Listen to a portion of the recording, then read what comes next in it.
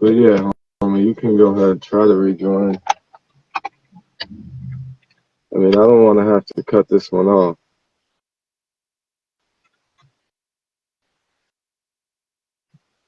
No page still. I'm gonna do that.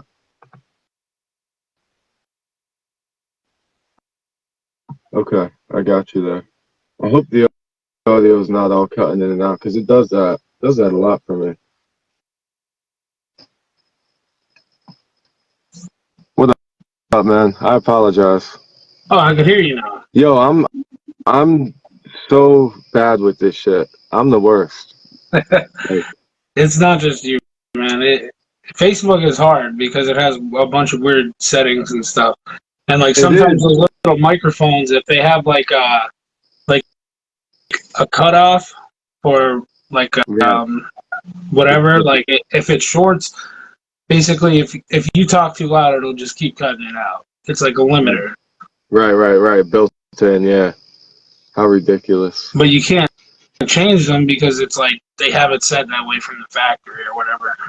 Right, and I got my whole studio set up, but like I have no, I got to figure out a way to hook up the good microphone to my actual phone because my phone's the only good camera I got. Yeah. I I know mean, I those have a guys. really good camera, but I don't have like a computer or anything to run live streams on. So it's Right, like I'm in the same boat. I'm using my phone just because it's a lot easier. right. That's what I'm saying, dude. One day I'll get this set up. I'm in the process of moving right now, so So am I. I'll. Are you? Yeah. Yeah, Shit. Yeah. It's a lot. It's a yeah. lot to I deal know. with. All right, man. So how you been? I've been all right, man. Not too bad. Doing what I You still rap? can. Uh, Not so much as a profession anymore. Just more of a hobby. I mean, Yeah, me too. I still write music. I still do stuff here and there, but I don't actively go and record and stuff because it just I haven't had the time to do it. Believe me, man, I know. It's tough. For those that don't know, this dude can rap. Seriously though. Oh yeah, it's been a while, but I still got it. He used to kill it. Sometimes, like if I meet up with Wig or somebody, I'll go hang out, rap, do whatever. But I Yeah. mean, nobody really hangs out anymore. Everybody's got kids. Everybody's grown up and Yeah, does the whole grown up thing. it's tough. I know a lot of people try to get me out to shows and stuff, and it's really tough with the kids. Yeah, It really is. it's really hard. It's not like it used to be where you can just go and be like, oh, it's Friday, let's go. Right. Now you have to plan ahead for this stuff and make sure everything pans out, and then God forbid nothing happens in between. Which stuff do usually does, yeah. Always. You know, that's the way. I'm trying to share this on my personal page right now. I apologize. Oh, you're good, man. Um, It's funny you're wearing headphones. I was going to wear my headset from I have like a gaming headset and the microphone on. It's beautiful because it has like a pop filter and stuff. right, But I right. was like, I don't want to go on this live and look ridiculous because it's like a gaming headset. I get it. Dude, it don't matter. This is the first time I wore my headphones, actually. I never did that, but I'm trying to be able to hear my voice and not have it echo for, you Yeah. know. Yeah, it looks ridiculous. It's cool. And even if I had a mouthpiece, I'd probably use it. Shit. Oh, absolutely. It's all good, man. I'm trying to, turn this live thing into like a podcast type of thing eventually. I mean, that's how it starts, man. You just start doing it, and then people start watching. Right. Yeah. Yeah, there's like a good little group of people right now, and they're all like really knowledgeable and just cool people. So I'm sure the ones that are watching, they know who they are. I mean, hey, as long as people are watching, that's all that matters, right? Yeah. All right, man. So there's a lot to talk about, Oh, definitely. and like, so because I go off on tangents, so I gotta keep myself composed here. Just because there's so much, man. Yeah. besides the dream, I know you saw that video I posted about out of body experiences and like ways to test it. And I Oh, know it's tough yeah.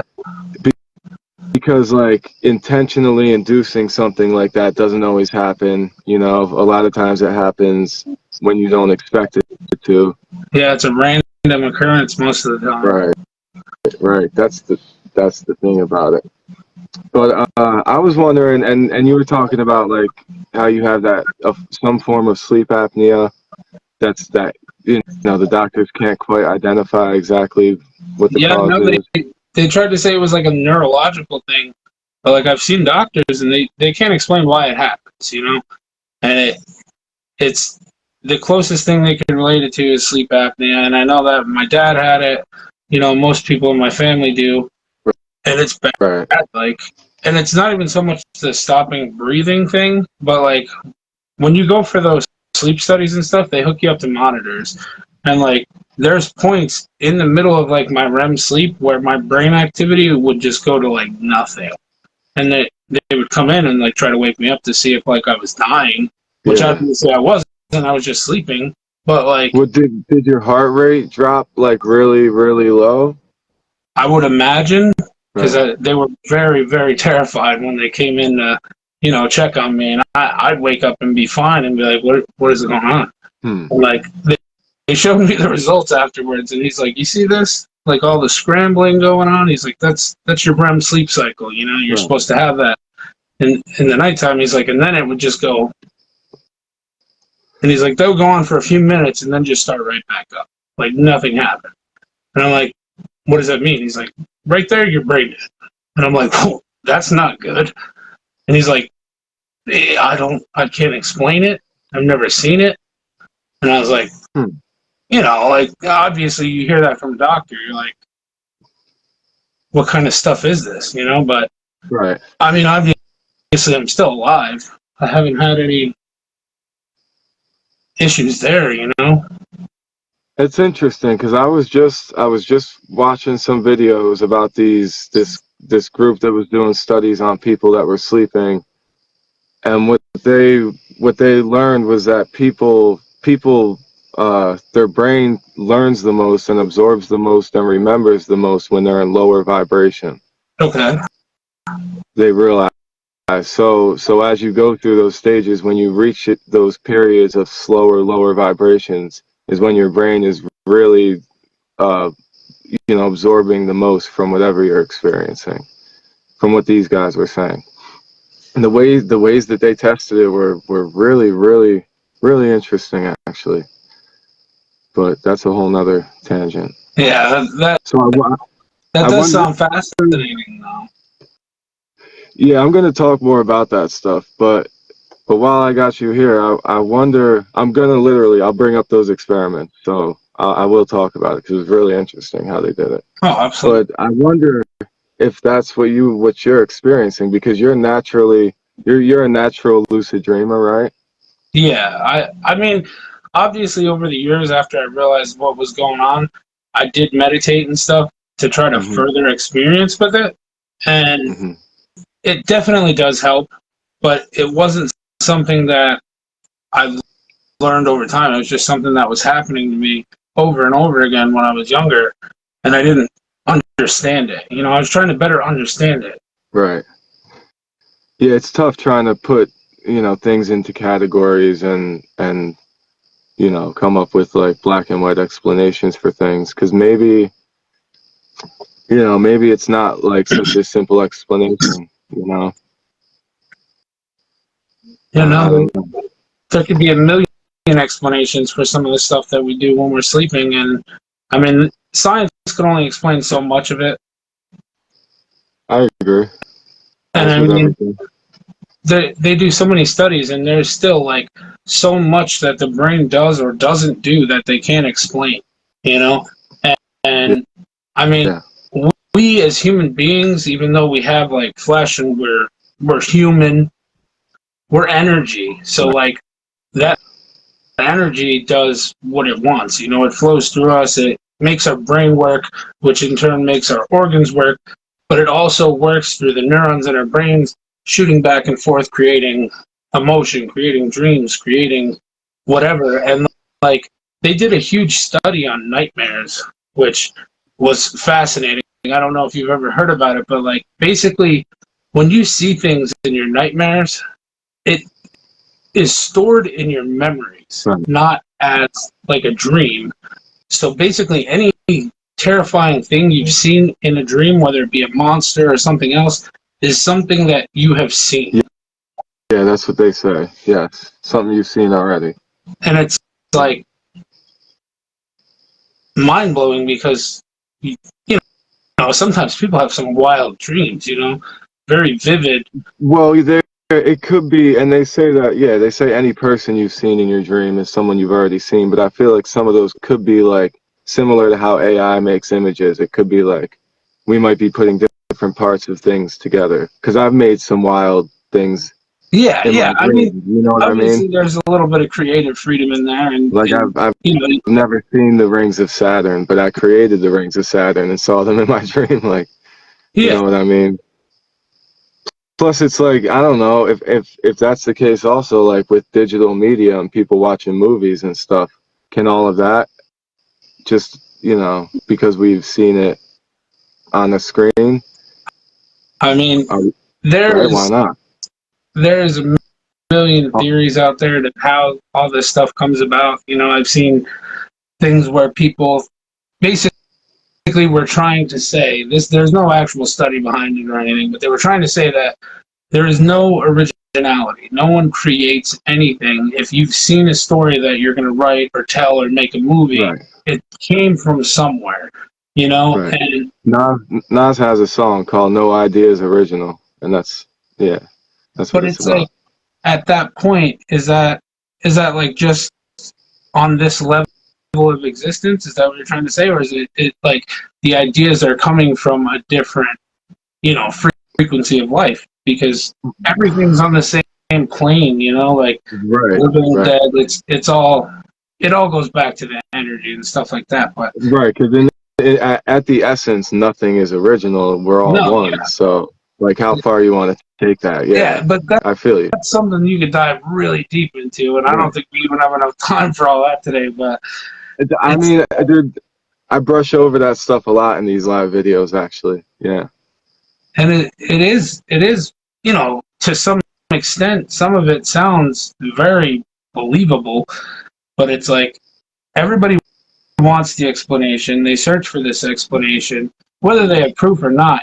People can make up ideas or theories or whatever, but a lot of the stuff does stem from someone knowing or seeing or at least thinking they know something. Yeah, they also do the law of conservation. It is a scientific law that energy can never be created or destroyed. It just changes form. Yeah, and it's consistent. Um, And they did a bunch of studies when people died to see what happened, and it would just show energy leaving the body, yeah. but not where it would go. Right. And Right. I mean, if outer space is a vacuum, right? And this is taking it to a scientific level.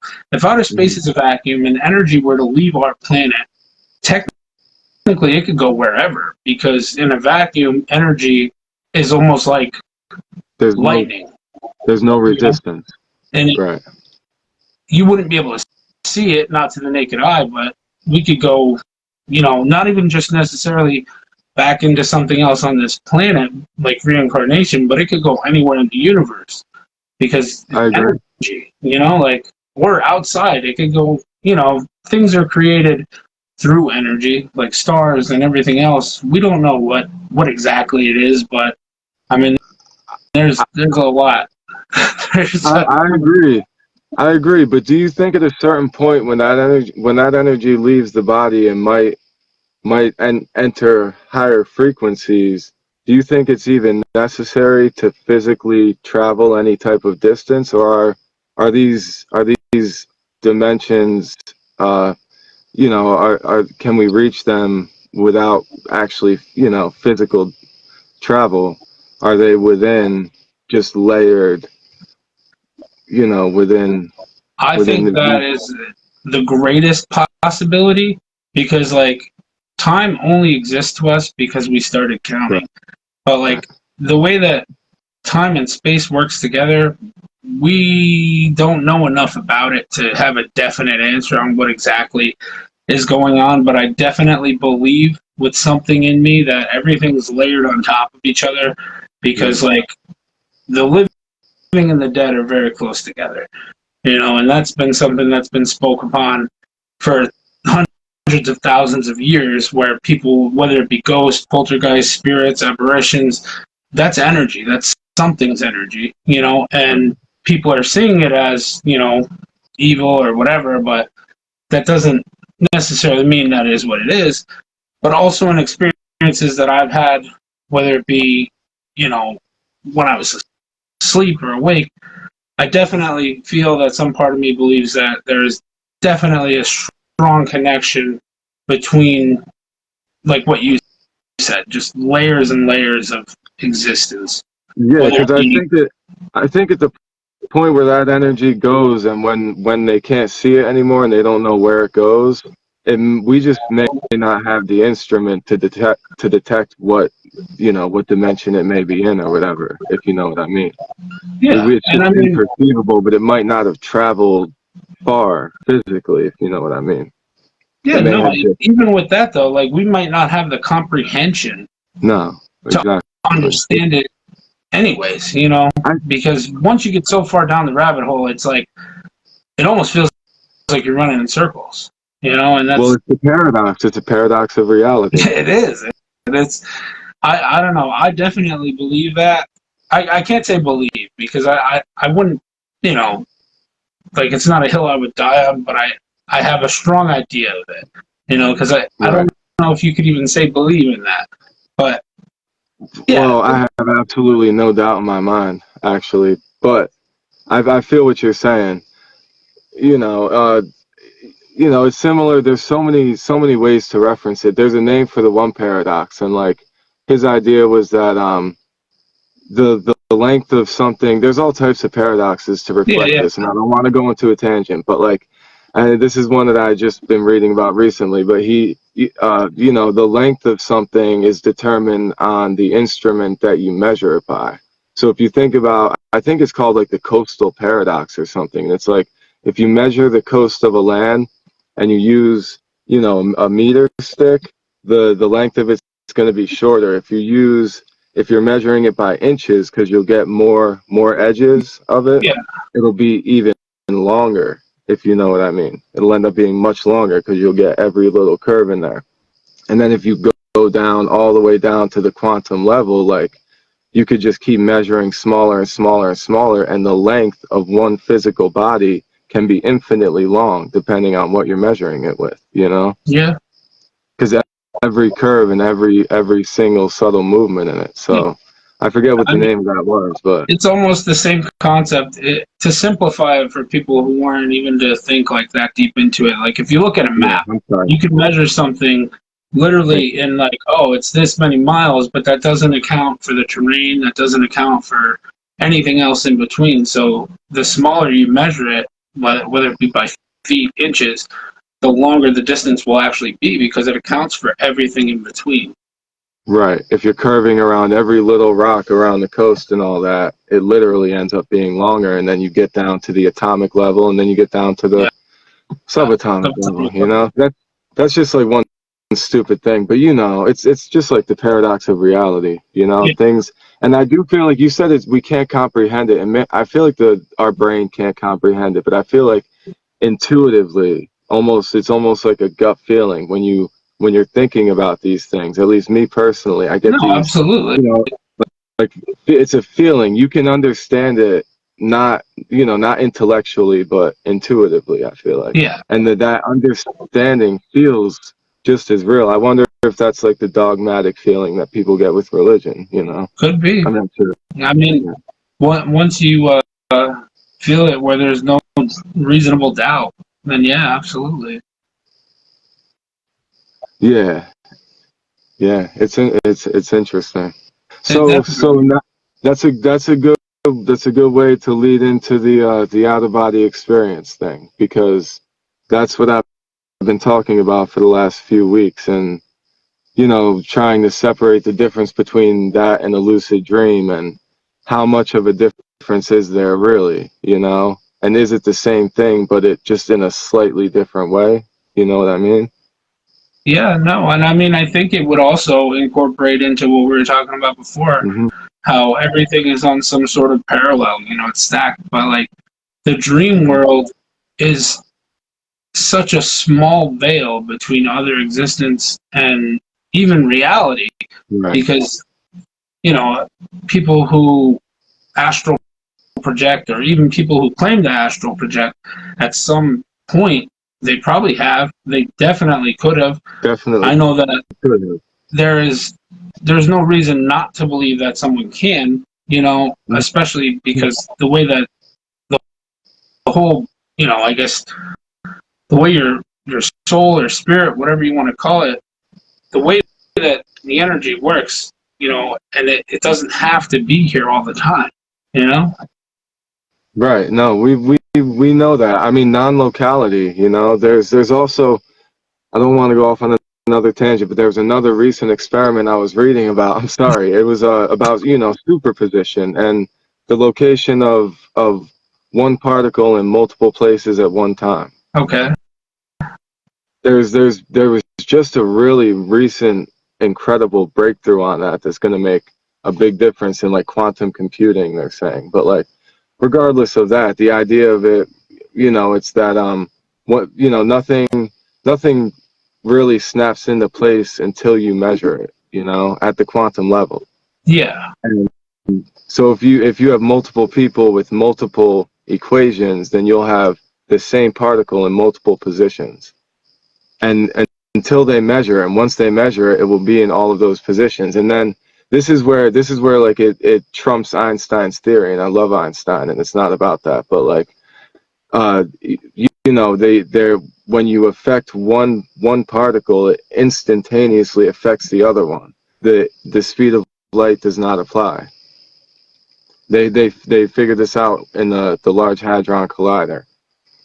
But recently there was even bigger breakthroughs on it. I'm gonna post the article pretty soon and I'll really talk definitely have about to it. read into that, because I followed that for a while, especially when I got into the whole like wormhole of Right. black or antimatter and all the other stuff that went into it. And Right. There was a lot that I read into a long time ago, because It gets crazy. just some of the stuff it's hard to wrap your mind around it until you look into it, and then once you look into it, you can't stop looking into it. It's Right. It's a blessing and a curse that I have. I like to research things when I find them interesting. Me too. I kind of stopped for a while because it's like I've been trying to research, buying a home and how to make money online and, all that type of stuff. And I've made myself interested in it so I can do it. But I really like researching this stuff. So like the last week or so, I've kind of started diving back into it a little bit. Yeah. No, if I hold my phone longer than like 10 minutes, I'm definitely going to do some research on some shit. And it's like a compulsive thing. That's why I try not to be on my phone all day, because I'll end up looking up, I don't know, I'll be scrolling, I'll see a video, I'll see something that clicks in my head, and I'm like, you know what? Let me go do 9 hours of research on this for no reason. So, yeah, me too. Me too. I try not to do that anymore. I try to make every move strategically on social media lately. No, I have an endless amount of useless knowledge, and some is not useless. Some is great for conversation, but Right. a lot of it is just. We're gonna skate past that. We're gonna go into the rest of this conversation. I mean, I'm just saying, whatever. All that. Me too. I got a lot of useless knowledge too, but maybe that's how wisdom gets applied. Yeah, I mean, knowledge is power in every sense. The more you know.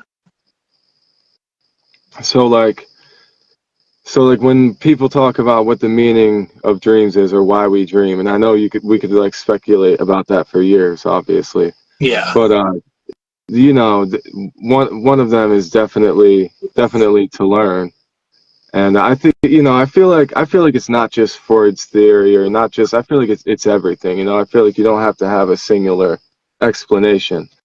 Because we know that dreaming is something that evolutionarily it's been going on for a very, very, very long time.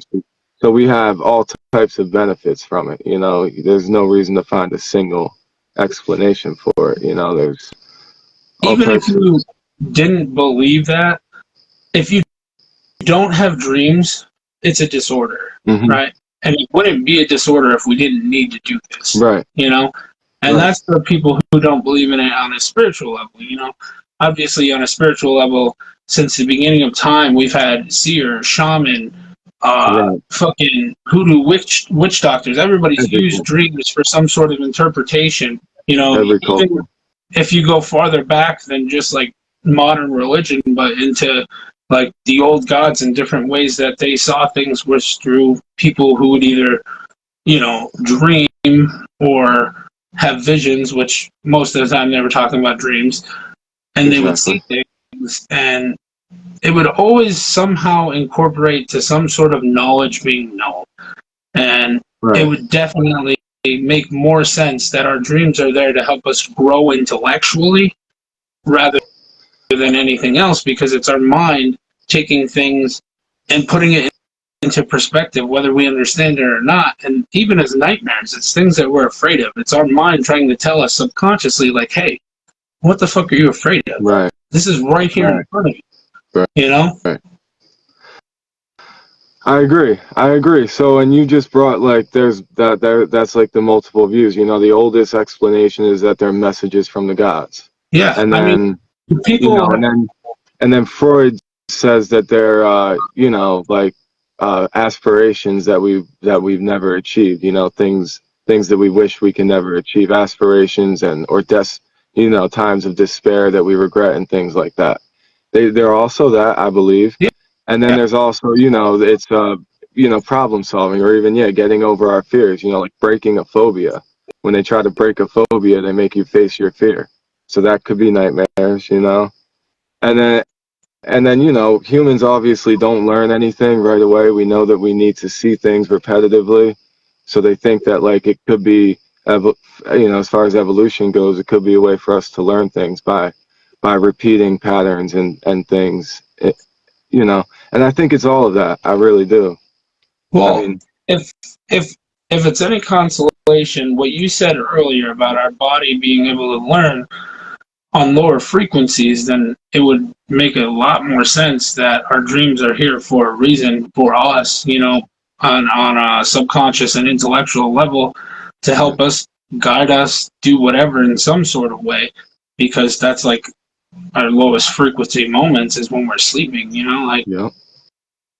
I mean, obviously, people who like meditate for years and years and years could achieve other types of it, but naturally, without any practice or anything else, hallucinogenic. when you're sleeping, that's it. That's the time. That's the time to shine for your dreams. Yeah. Also, our body burns calories when we're dreaming. When we're in REM sleep, the body is burning calories. The body doesn't burn calories unless it's beneficial to survival in some way. The body knows that calories are a precious resource. Every time it burns a calorie, it's for a fundamental reason. So I don't know. And I mean, if you don't get REM sleep, I can tell you from firsthand experience, if you don't get REM sleep, what happens is during the day, you start fucking hallucinating. It's not healthy for your brain. It's not good for you. Right. And that's just, like that. Just that's my a life. Very important cycle to keep us going. No, yeah, it really is. Because I always thought sleep was so pointless. I'm like, there's no point to it. But then when I really looked into it, there's so many more benefits to sleeping than being awake. I agree. My issue is like, man, I haven't followed that like since my kid was born, basically last 10 years. Yeah. Because like, I'm always, I'm just always, it's tough, man.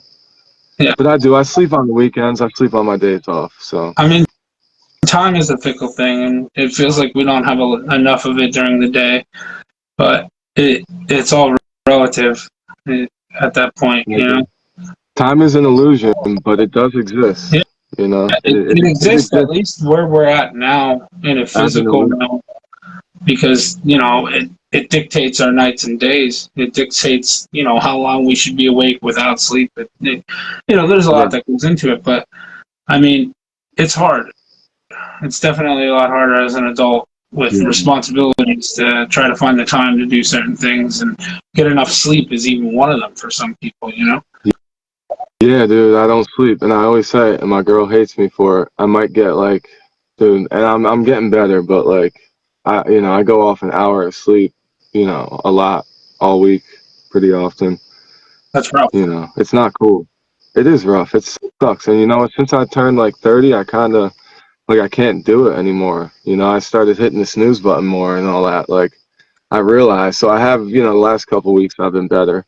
I mean, last week I was messed up, man. Last week when I came on live, I was so exhausted. But I was trying to finish a song. Yeah, man, it's tough. Time management. I saw something that a motivational speaker said like a week or two ago about like when you wake up, you shouldn't hit the snooze button, because if you don't activate yourself within the first like 15 seconds, you're just not gonna do it, you know? It's gonna keep you groggy for the rest of the day, kind of. Yeah, I get it. But I get it. at the same time, if you're not getting enough sleep in general, then it's not going to make a difference whether you hit the snooze button or not. You're still going to be tired. Right. Which, yeah. Nah, dude, I'm getting better. I'll get better with it. I It's mean, all good. as long as you get some days where you're getting enough sleep, that's all that matters, you know? Dude, I'll crash on the weekends, I try to get like at least 4 hours of sleep a day, just because I feel like if I sleep over 5 or 6 hours, I'm just exhausted afterwards. Me too. I can't. Yeah, me too. I can't do that. Four or five is like perfect for me, probably, if I could do that. And man, I know how beneficial it is. I just put up a post saying how, like, on average, even though it can vary widely, people spend about six years of their life dreaming. And it's like, I think about, you can live a second life. You can live 6 years in a second life if you can go lucid True. and train yourself. Generally, depending on, give or take a lot, depending on a lot of things. But so that's one way for me to, I realized like I should start sleeping more and just try to incorporate that. I could even, try to write in my dreams. I've done that before. You know, And then write a couple bars and then try to read it and repeat it and memorize it so I can remember it when I wake up. it's funny you say that, because I've been so stressed out the last like 3 weeks, and like I've just had this issue I've been trying to figure out, and I haven't been sleeping. Like sometimes I just skip it all together, or I'll sleep like a few hours, and it's been driving me crazy, you know. And I was talking to Megan, and she's like, you really need to sleep. Like you'll do a lot better if you get a good night's sleep. This and that. I'm like, I can't think when I'm asleep. I'm like, because my mind takes me elsewhere. It takes me anywhere but where I need to be, you know. And she's like, maybe that's a good thing, but it's just funny because when you said it, I was like, Mm-hmm. maybe I should have been sleeping, you know. And it's funny because Yeah. I got a really good sleep, like maybe not last night, but the night before, and I Okay. woke up and I instantly figured it out, and I was so mad. I was like, this is so dumb. This doesn't even make sense. It does though, and it does. I needed to recharge, and I just wasn't letting myself, you know. Yeah, And, there's a lot of people solve problems in their dreams. and it's literally because of the conversation we had the other day. Because every time I go to sleep now, I'm trying to, focus on where I'm going, what I'm doing, and Right. that night. I went to sleep and I woke up, if that makes sense. I woke up in my dream Yeah. right after I went to sleep. And I was thinking about what I was thinking about when I went to sleep. And I'm like, Mm-hmm. That's how what could I it do? works. How could I make this work? So like, I'm just traveling through all this weird shit that's going on in my brain. Yeah. And Yeah. It was literally almost like I dug through a drawer and I pulled out this idea, and it just so happened to be the right one. And when I woke up, I wrote it down because I was like, I'm going to forget it if I don't write it down immediately. And then it worked. Yeah. See? Ridiculous. Yeah. I mean, dude, there's been times where I've like talked to people and I'm like, I need to remember what you're saying. Let me write this down like a dumbass, you know? I'm like, let me write this down because I'm not gonna. I knew I was dreaming, you know? I'm like, when I wake up, I'm not gonna remember this. Let me write it down. Obviously, I wake up and there's nothing, you know. Yeah, you I'm wake up and there's an so, empty notepad there. right. So it's not always logical. Like sometimes I think I'm being logical, but it's not, you know. It makes sense at the time, but it doesn't actually make sense, Oh man, you know. I've had some wild dreams where it's been like a solid week or two of life, like as if everything went on, and then I'd Yeah. wake up and be like, oh my god, what the fuck? Like, did this really just happen? Like, did I really just spend 2 weeks of my life in 4 hours? Yeah. Like, Okay. Well, this is something I wanted to do. I want to do like a whole series about that. yeah, no, dude, and it's what you were saying before, because I know you were asking, and we kind of got off topic, but Yeah. My bad. if there is no sort of other, I don't know how to word it, but like existence past the realm of sleep, obviously, then time would work the same in dreams, you know? Because it Right. doesn't make sense if you put it in a perspective like that. Like, because obviously, if you went to sleep for 4 hours and in your dream it was just 4 hours of dream, it would be one redundant. Half the time you wouldn't get anything done in your dream, and two, like it just wouldn't line up, you know. And So so there's so what? I know a lot of people say how like I'm sorry. I don't want to cut you off. I no, go apologize. ahead, cut me off. Uh, so a lot the best explanation that I've seen is that it's kind of like a movie. How it'll skip scenes and your brain kind of fills in the gaps in between, you know, through things that are implied. Because they know through pretty much every lucid dream experiment that's been done. Wow, someone sent 99 stars. Thank you. That's 99 cents for me. I appreciate that. Woo, Whoever thank that was. you. Wow, that's the best I ever got. That was one of your people, I think. Awesome. I don't got people like that. um, thank you. That's beautiful. But what was I even saying? Uh, I'm trying to remember now. Cut me off guard. oh yeah. Um, yeah. What the hell? Source consciousness doesn't need a monitor. I've been ignoring all the comments. I'm sorry, people. Oh, me too. I'm terribly sorry, everyone. She said source consciousness doesn't need a monitor / translator to deliver the needed info. It's easier to access the info when the mind is at rest. I get that. I get that. Like trying to find more of a neutral state instead of like trying to monitor it. I get that. Okay. I, I agree with that. Oh yeah, but so the passage of time. This is something I've been wanting to do about. I have like a bunch of notes about this. Like they do tests in dreams, you know, where they can when people are in REM sleep, Yeah. and you know they can count and stuff, and time always translates the same for people. They have ways. They found ways to like talk to people while they're in a lucid dream, and the Yeah. people can hear them, and the people have shown that they can hear them, you know, through eye signals, and I think about that. So when I think about the passage of time in dreams, it's like, you know, for them at least at that moment, the time was the same, you know, because people say when someone's trying to talk to them while they're having a lucid dream, and they hear them, obviously it's the same speed, you know. And it's interesting. I just saw this thing about they were saying people hear it in all different ways. Some people hear it coming through the speaker on the radio.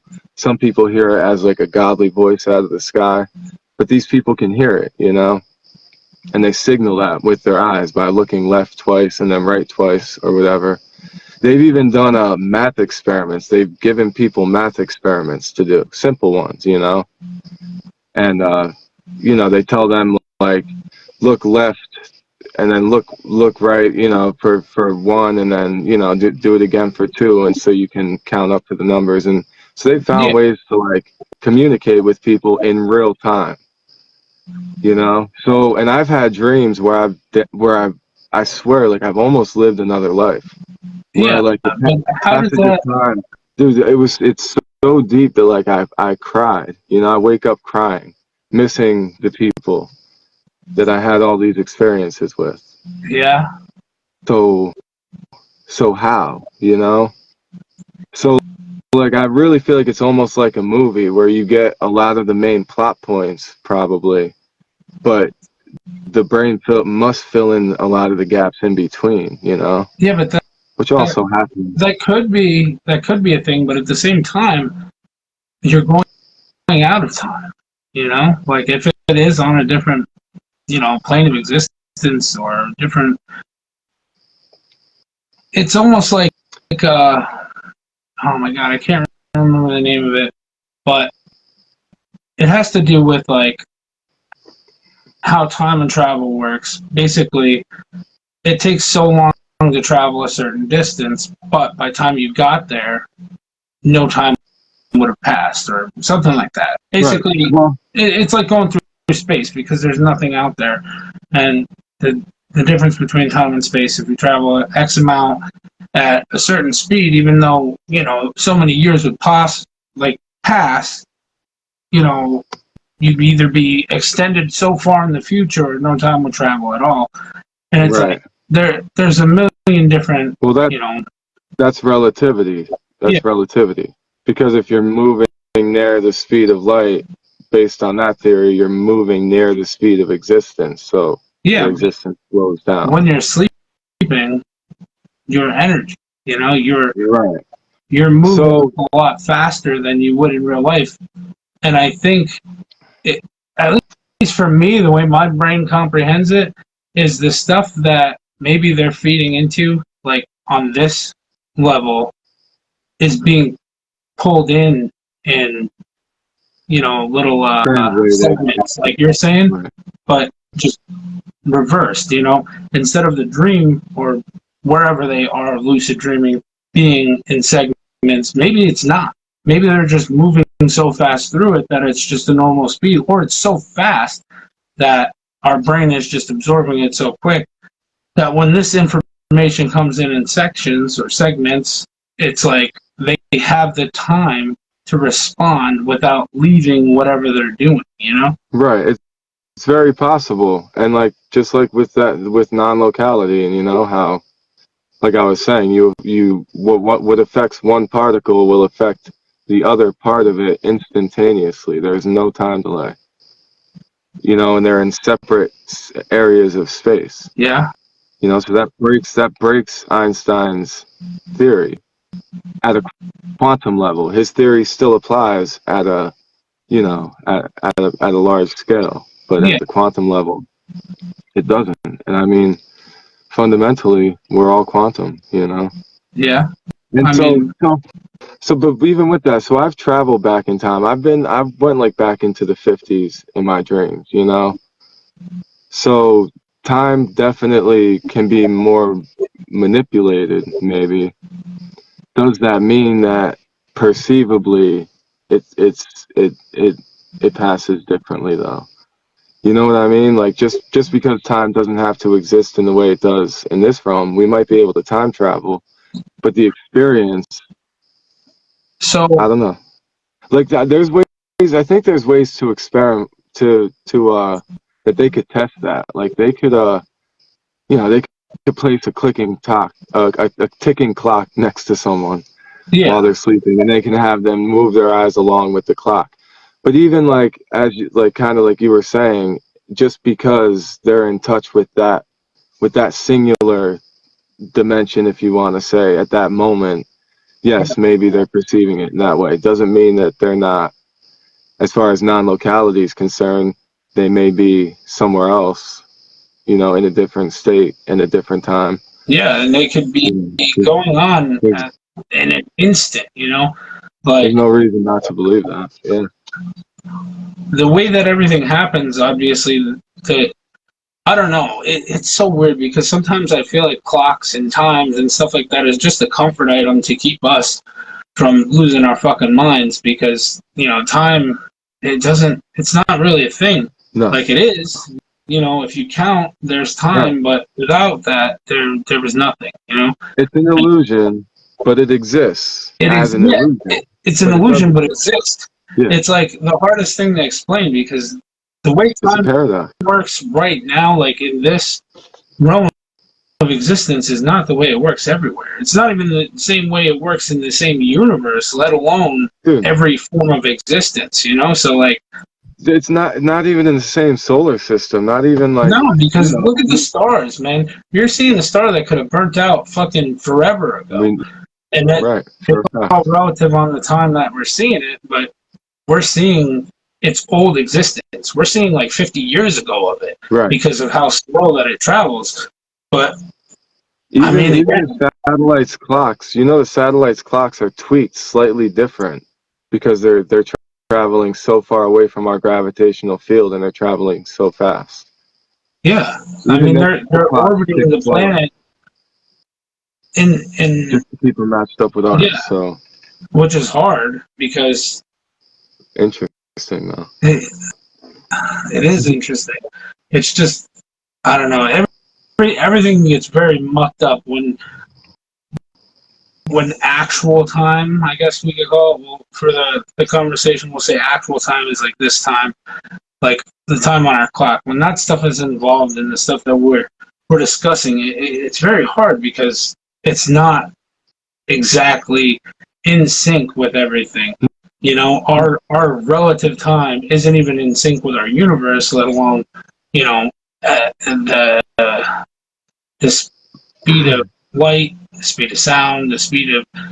There's so much Right. that it's hard to put a measurement on something like that, especially when you're in an astral world or existence, because that stuff happens way faster than we could comprehend. I feel, anyways.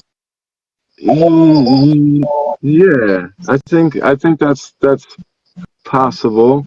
I mean, It could not be possible. It could be what you're saying, where we're just getting it in. There's no real answer, That's why it's like it's the paradox. Yeah. yeah.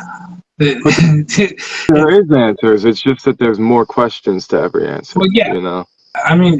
Every time you get an answer, there's going to be another question, and it's not even so much about the how as it is. And I also feel like time is more.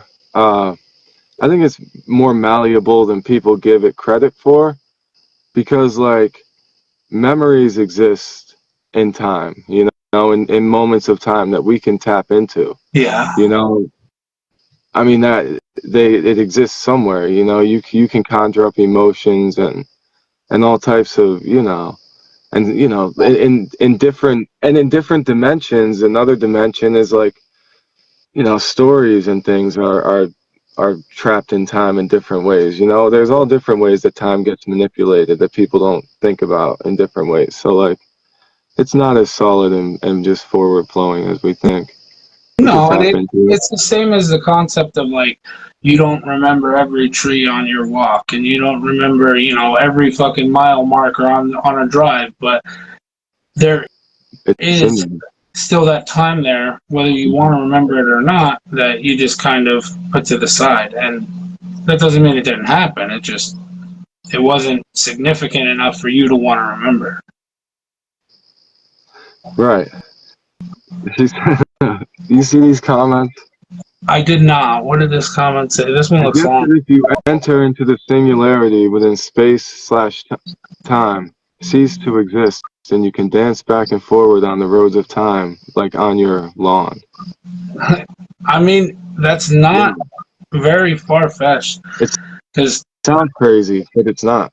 it does sound like it's to the regular person. It sounds absolutely insane. But the way that the whole time-space continuum thing is set up, if you could go to a place outside of it, obviously you could go back and forth in between it, right? Right. I agree. So it It's all Yeah, about as the shift in preposterous as it frequency. sounds, it is. Yeah, exactly. It's But just people hate it because, dude, the more evidence that comes out, people are like, oh, this is just going to give the new age hippies more stuff to talk about, you know, and then they listen to it at a surface level and it sounds crazy, but it's like, it just all makes sense. Like, you don't even have to try to make it make sense, no stuff. even though it's all Stuff lines paradoxes up and for a reason, though. every answer has more questions, but like, there's answers to every question still, you know, and then there's more questions, but there's still more answers. So like, you can't ignore the answers. No, You can't you ignore the definitely questions. can't until obviously it gets to a point beyond comprehension. You know, Well, it's the that's when we unexplained. get into Rather, we'll say the unexplained, because if there is an answer to everything, then it's just something that hasn't been explained yet. right, right. And what is an answer anyway? You know, It's just just like just like trying to measure the coast, you can get infinitely more detailed with that. You know, with every answer. an answer is comfort food for the wandering mind, I guess. I don't know. Word, good quote. It's So I like that. So man, you ever keep like a dream? I think I might ask you. Do you keep a dream journal? You write your dreams I down? You used to keep a dream journal. I haven't in a long time because there wasn't anything that was happening say that. that I could remember for a while there. It just kind of went out. You know, it was Me like too. nothing was going on. And then when I really pushed when I went to sleep to try to remember my dreams, or at least because I know they were happening, they had to happen. Like I went to sleep, and I don't believe that I would not have a dream. But I mean, once I started like really pushing back into it, I got a few that I wrote down, and then I just stopped doing it together because it wasn't happening often enough. And then the stuff that would happen that I would remember was stuff that I would never forget. You know, it was kind of like one of those situations. Right. So, I Me mean, too. a lot of the stuff that because I haven't really been deep diving into my dreams, so I stopped, you know, writing it down and stuff because, like, I'll have notes in my phone or something of specific dreams, like stuff that happens that I think is relevant or something that I want to understand better. But I don't really. It's not as extensive as it used to be. I'll just put it that way. You know, And you said you interpreted people's dreams and stuff, right? I definitely, when I feel that I Right. can, I try to, and it's Uh, more of a So, correlation between understanding like some things representation in the mind. so if you're a natural, like, have you tried a lot of the techniques that people try? I'm sure you've heard of all of them, like to induce lucid dreams. Because if you're so natural at it, which I wasn't at all, and it was tough for me. If you're so natural, if you work on it a little bit, if you try just a little bit, you might be able to achieve all types of things. You know, I'm curious. You might be able to do a lot of these experiments that I'm talking about, and like, I mean, I mean, like, you know, intentionally and more often. I'm I sure mean, I could I too, haven't because tried anything recently because I mean, there was a long period of my life that I ain't even gonna lie, I ended up just throwing into the fucking gutter. There was like 10 years where I just right, disappeared and made music and partied and got real fucked up, and then I I get became a it. parent, so I started being a little bit more responsible with my life and stopped drinking and doing drugs, and you know, Right, but it was something that I was doing more when I was younger, like right before the end of high school and a little bit after that. I was doing like some meditation things and then trying to force into different situations when I would be sleeping. me, And I mean, me there's a lot too, more dude. stuff known about it now than there was then. It's You know, amazing. Yeah, we have endless amounts of knowledge at our fingertips now, whereas, you know, back in the day, I had to read a book dude. about meditation Exactly, and sleep and stuff like that. Like, I had a big hardcover book and then dude. all these other books on how Yeah, to, you know, tap into different parts of your brain and different frequencies and stuff like that. And I mean, it was a lot harder than it is now. Now I think it could be done, at least the research, relatively easily. You know, you could look into. There's so much great stuff out there. Like, I remember researching one of my favorite authors. I believe his name is Harold Sherman, and he's done like studies on ESP and stuff like that and remote viewing.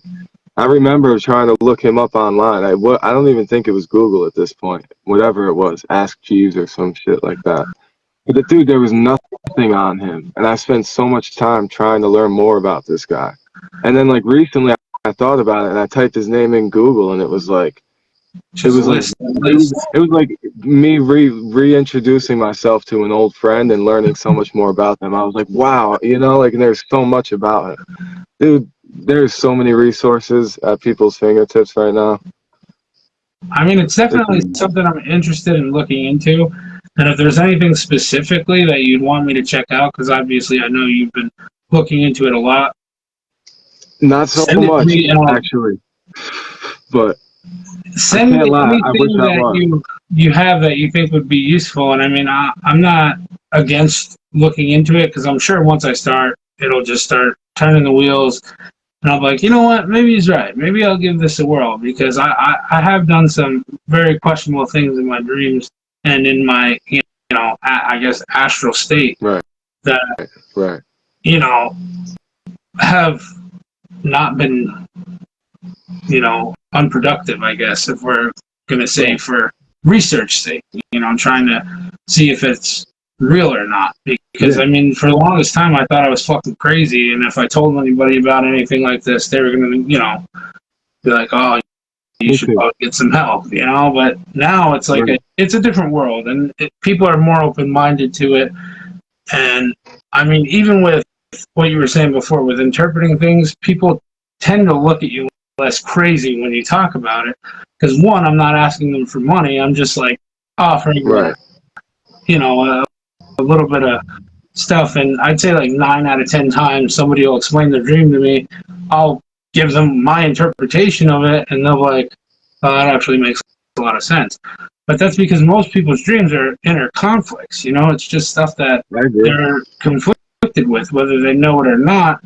And the representation is all about the things that they see, you know. Like, I can't really give a good example without reading something that I told somebody, but I can't do that right now because I'm on live.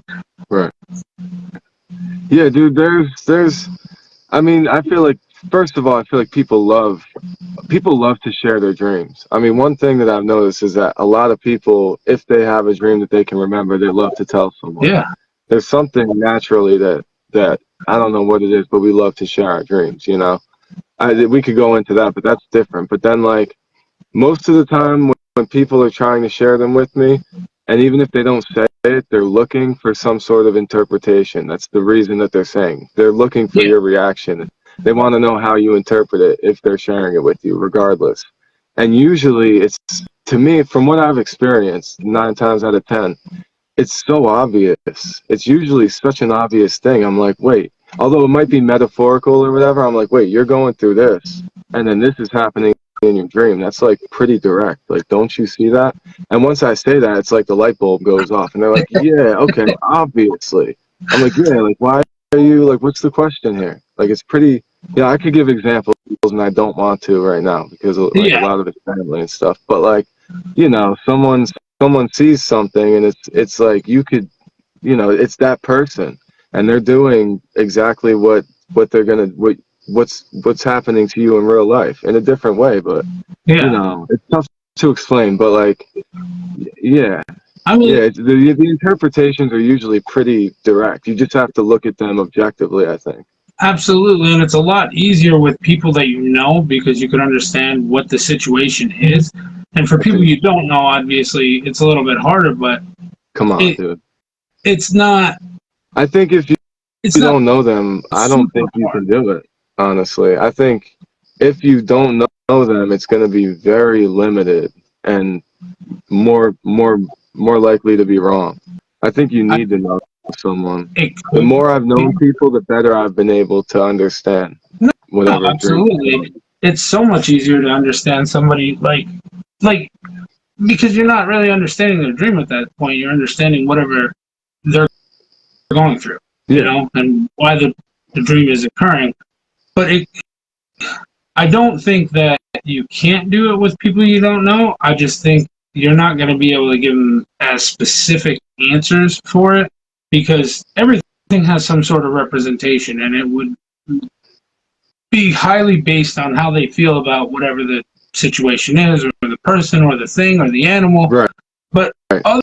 otherwise, you know, most things, especially in a lot of cultures, have the same representations, you know, and people see that because it's just how they interpret things, you know, like people see a black cat and they think it's bad luck, you know, so if they see it in a dream, they're like, oh, you know, then even snakes and stuff like that, it all has some sort of correlation to what they believe. These are the archetypes. Those are the archetypes that Carl Jung talks about in his dream studies. He talks about how there's certain symbols that are like archetypes across all types of cultures. And you know, I think there's something to that, but archetypes do evolve. I don't want to say they change completely, but those archetypes do evolve, you know, because not every culture believes that black cats are bad luck. Yeah, although yes, it is a general. Yeah, like a generalized statement. It wasn't meant to be specific. It was just an example because a lot of people don't believe it. I also feel like, just like with the paradox of reality, there's an exception to every rule, and like the exception to that is that some people, if they can tune into your frequency enough, there's no reason why they wouldn't be able to interpret your dream. But that's like advanced, high-level stuff that I think a lot of people claim and don't always achieve, if you know what I mean. Oh no, I absolutely agree with it. I feel that a lot of people are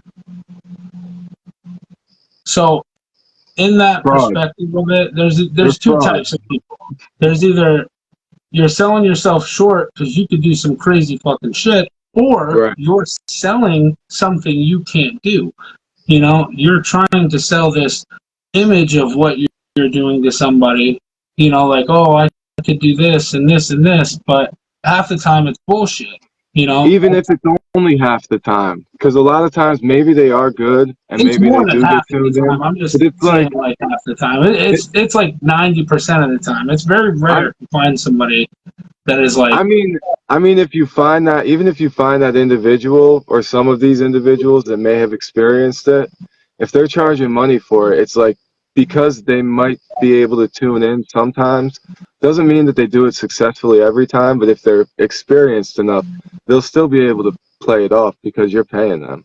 Yeah. You know, and they'll make it convincing. So it's tough. It's really tough, man. How you know. It's very hard to separate what's real and what's fake to something that there's no logical explanation for half the time. You know, and it's very hard because most people don't even believe in half the stuff that they're looking for.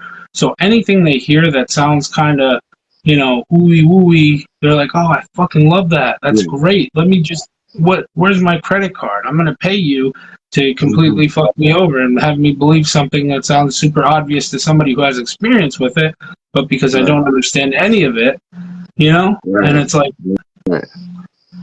it is shitty and unfortunate. Because I go to Salem like once a year, and I see it a lot in Salem. Salem, any sort of tourist area like that is. I love that place. All kinds of crazy people selling you whatever snake oil you'll buy. You know, I love that place. I must say, there's a lot of great people there. I'm not trying to say that, but I've never been there. I want to go there. I definitely want to.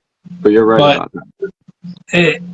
It's definitely closer to what you said in the one video about charlatans and people selling shit that ain't, you know, it's not that it's not real, it's just they can't do the shit they're saying. You know, and it's a lot harder. They might get lucky once in a while. Yeah. I mean, it's right now the internet is such a vast place and it's so broad and there's so many different colors and spectrums of people that could do fascinating things, but like there's also programs that could, you know, make shit look like something else. You know, I could Photoshop my face on somebody shooting somebody. It doesn't mean I did it. You know, like technology is like it's a gift and a complete curse at the same time, because anybody who has any sort of like remarkable trait, someone out there is going to make themselves seem like they have it because they have the technology that can make it look good, you know. Yeah, or And it's just the ability to pull it off, you know, to play it off. Yeah, either way, however you want to look at it. Yeah. yeah, I mean, we have limitless amounts of knowledge at our fingertips. People, all they have to do is research something long enough, and they can feel like they're an expert in it, you know. Right. Right. Exactly. That's what these people do. It's funny. I'm saying, like, if I'm gonna really go to someone and try to give them money, it better be like a shaman with some ayahuasca in the mountains in Yeah. Peru, you know, in a virgin forest or something. Well, I mean, even thinking about And even that, then, most of the shamans and, you know, the people that are like that all around the world, they're not out here trying to sell it to people. You know, it no, was it's stuff that they did as a tough. service to people. Right. You It's know, tough to access them. and the stuff that they would do was handed down. You know, it was practices handed down over thousands of years that Yeah. we don't even have enough information on to understand why or how Yeah. this shit would be so believable to other people. And I mean, there's a lot of theories that people just thought like some people were smarter than others, so they would just trick everybody into believing. But I don't know, that could be That a does thing. happen. I think that has always happened too. I think these charlatans have always existed, Always, you know, but but there's not always everywhere something all to the time. counter something else, you know. So for every one real, you know, person with some sort of ability to do something, there's going to be 10 to 20 who just fucking know a little bit about it. You know, I and agree. that's the way that the world has always been since the beginning of time. You know, like even in these good books that people follow, there's always been, you know, I agree. there's every example and every religious text since the beginning of Literally. time. There's been people who have been pretending to do something else or selling something that they just can't pull off, and it's like that's just how people are. You know, not every person. It's just a concept of people. Like Right. It's in some people every be out. category. Yeah, For sure. Yeah. I agree. It's fucked up. it is fucked up. But I mean, what can you do? There were some questions. I need to find them. I may as well read them while you're here. No, absolutely. I don't know what's going on my phone. It got really dark. I hope it, are you about to die? I mean, dude, if you got to go at any time, I respect your time. So, Oh no, absolutely, and I'll definitely be back because this has been a good time either way. But I mean, if my phone dies, it dies. It's on like 3% or something. that's why I went dark. It wasn't like when I started this, it was really high up there, and then your mic went out, and then my screen's doing this crazy thing right now, which I can't. It just stopped because I was talking about it. So I mean, that could be something else, but that's a whole nother can of worms. Manipulating the electromagnetic frequency, yeah, that's a whole nother conversation. I think it's my buddy Pat trying to get in on this conversation because me and him used to sit up all night and talk about this shit. And then, I mean, he died last year, I think, or maybe a little bit longer ago, but he's definitely somebody that I see a lot still. Yeah, that's powerful.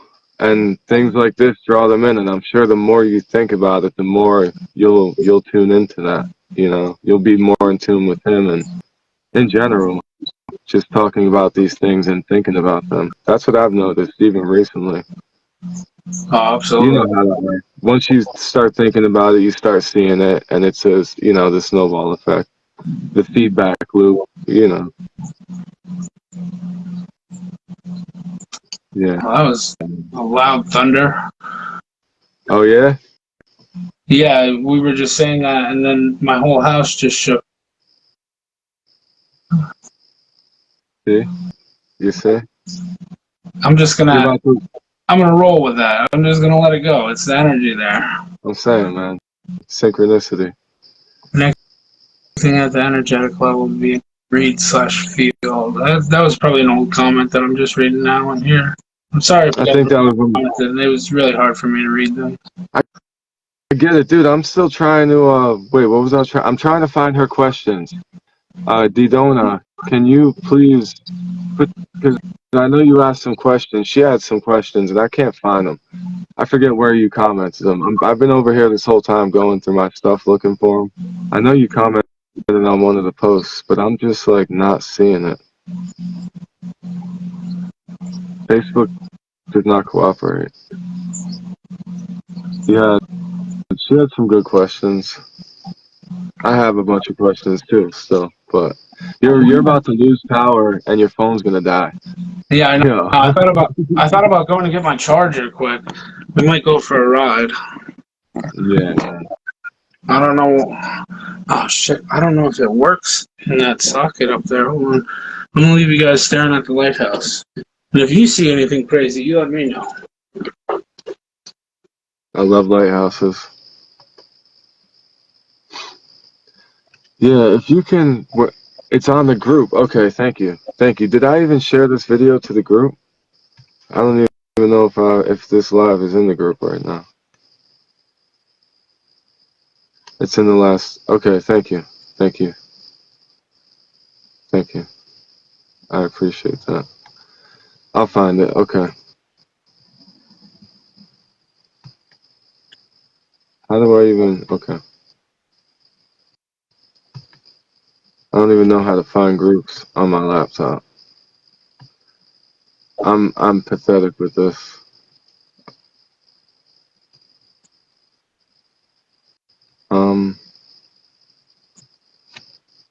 Thank you. I'm on it right now.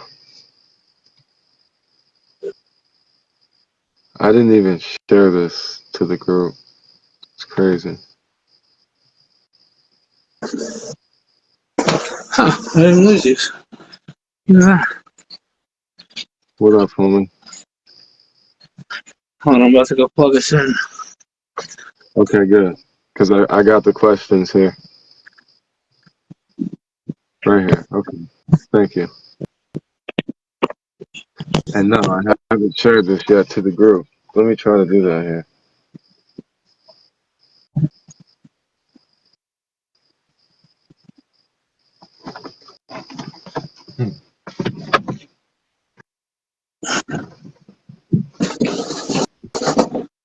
All right, I'm gonna turn on the big computer so I can multitask. I mean, I guess it's kind of late, but I'm still gonna do it. Or I could call you Dee Dee. Yeah, I could call her Dee Dee. Okay. Okay, Thank I'm you. here. Your real name is beautiful. She's got a beautiful real name. So, but yeah, I'll call you Dee Dee. I gotta pull this out of my wire. Moving around. There we go. Now we're charging, and I'm all for it. Okay. All right. I'm so horrible with this stuff. I was supposed to share it to the group and I didn't. Whatever. Whatever, man. I'm still setting that group up. All right, so I got some questions, Okay. and I got answers, but I may as well ask them to you, because if you don't mind. I like to answer things. Yo, I'm gonna send you a link to the shop too, so you can pick something All out. right, I'll even man. put your tag on there. Okay, so she asked, you know about the silver cord and astral projection? Have you ever heard of the silver cord that attaches you, keeps you attached to your body? I don't think I've ever heard of it per se. What do you mean by When that? you go out of when you seem to travel out of your body, did you ever feel like you were gonna wander, like go too far and not be able to get back to Yes. it? And did that scare you? Or did you ever Terrifying. feel, yeah, a lot of people feel like they're going to die if they can't get back to their body. Yeah. Yeah, it feels like if I don't go back, then I'm not going to wake up. And if I don't wake up, then, Well, you know, some people believe, and it's been depicted for a long time, that there's like a silver cord, they call it, that keeps us. I don't know why they call it that, but they say that it's, it keeps you connected to your body so that you never have to really worry about that, no matter where you go. Although they say there's ways to like break the cord or whatever, but as yeah. long as you don't. I mean, So there's so much into that, I there's mean, so much into that. it really just, I guess it would depend on what you believe, because a lot of different cultures still believe in things that are somewhat connected to religious beliefs, like demons and other things that can possess you. And if you're not in your body, something else could also get in your body, and being in not a safe space when you do something like this, it could, leave some sort of door open for something unknown. And I mean, I guess it really depends on what you believe. If you don't believe in that, then you have nothing to worry about, I guess. But I don't know. It's tough to say. it's hard to say, because if we're just energy and we can come and go as we please, what's to say other energy can't do the same?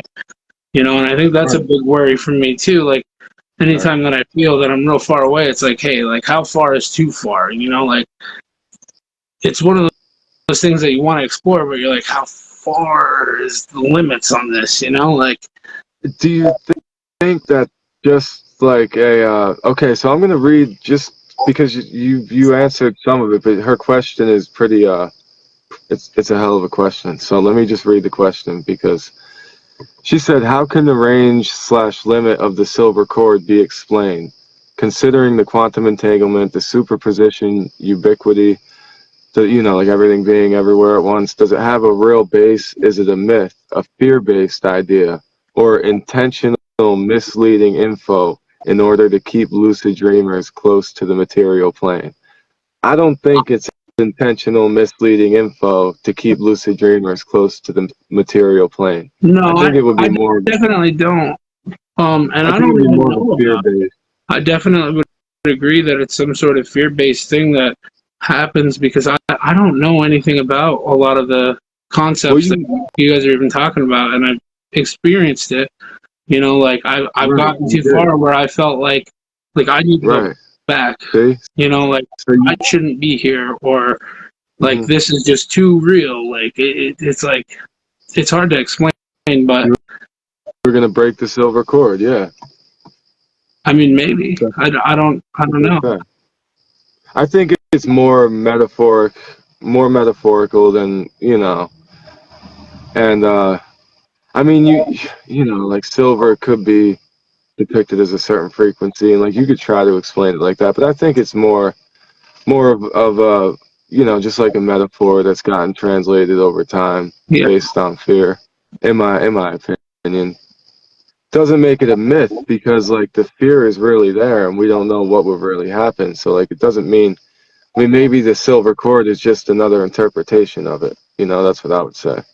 that's true as well. It could be. I don't know, but at the same time, as far as quantum entanglement and superposition, two things can exist in any area at any distance and still be connected directly, no matter what. Like I said, and they've tested this, and there's recent experiments. Like I said, I'll be posting them. Uh, she said maybe is a trail of energy between the body and the soul. That that That could be. that would be the silver cord, That sounds right? pretty That realistic connection. Hmm. for me, anyways. That That's a great way to put it. because, like, I don't know how to explain it, but I feel like I don't want to say never. I don't ever say never. I don't think that it's a good thing to do. I always feel like it's a big jinx, but Right. there hasn't been a time yet where I haven't been able to come back to Exactly. where I started. And even in some situations where it may have started as a dream, I'd always go to the same the same process to get out of it. There's certain doorways, and in my brain, obviously it's like a physical doorway because that's how I perceive it, and it's the easiest for my brain to comprehend. Right, right. I use mirrors sometimes and stuff, Yeah, but yeah. mirrors are a big gateway in general, not even just for when you're sleeping. It's like a real big thing on so many spiritual In feng levels. shui. Yeah, yeah, yeah. And the mirror realm is a real place. That is a real thing in walking in between worlds. That's not even just a metaphor there. That's a real thing. Depending on how deeply you want to believe it, you can't even argue that, because I mean you can see the proof of it. Like I don't care what anyone says. No, I agree. It's its own dimension. Yeah, mirrors And are. it's not this dimension, but it is a reflection of this dimension, and it exists as it exists in its Yeah, own dimension. But yeah, mirrors are very, very interesting. But that's what I've used to teleport myself in dreams. That was my gateway or whatever. mine's a hallway. Okay. It's the weirdest corridor. I've seen it since I was a kid. It's So almost looks like a school. Like when you go in, and there's just a ton of doors, and they all go different places. right. So if an out of body experience is just like a slight shift of frequency, but that's still in tune with this physical reality, I think that would be a good explanation for it. Well, that's Where uh, you're. so that was something that I wanted to ask you about. Actually, I just remembered. So when you say out of body experience, do you mean like an astral projection, or do you mean an out of body experience? Like, I mean, remote viewing, whatever you wanna, yeah, any interpretation of it, because I feel like they're all different shifts in frequency. okay, The same way that when they recorded that energy of a person leaving a person's body when it dies, yeah, whatever that energy might be, whatever frequency that energy might vibrate at, might be in tune with, whether it's the astral realm or might be in tune with this physical dimension enough to directly see it but not interact with it, yeah, you know.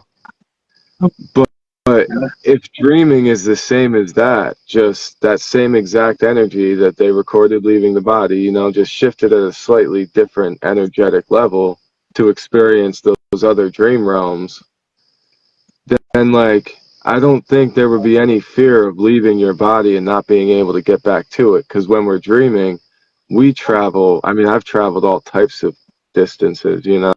yeah. And I mean, between dreaming and astral projecting, though, I feel like there's just such a thin, super thin barrier that either people are afraid to cross or just physically can't. Right.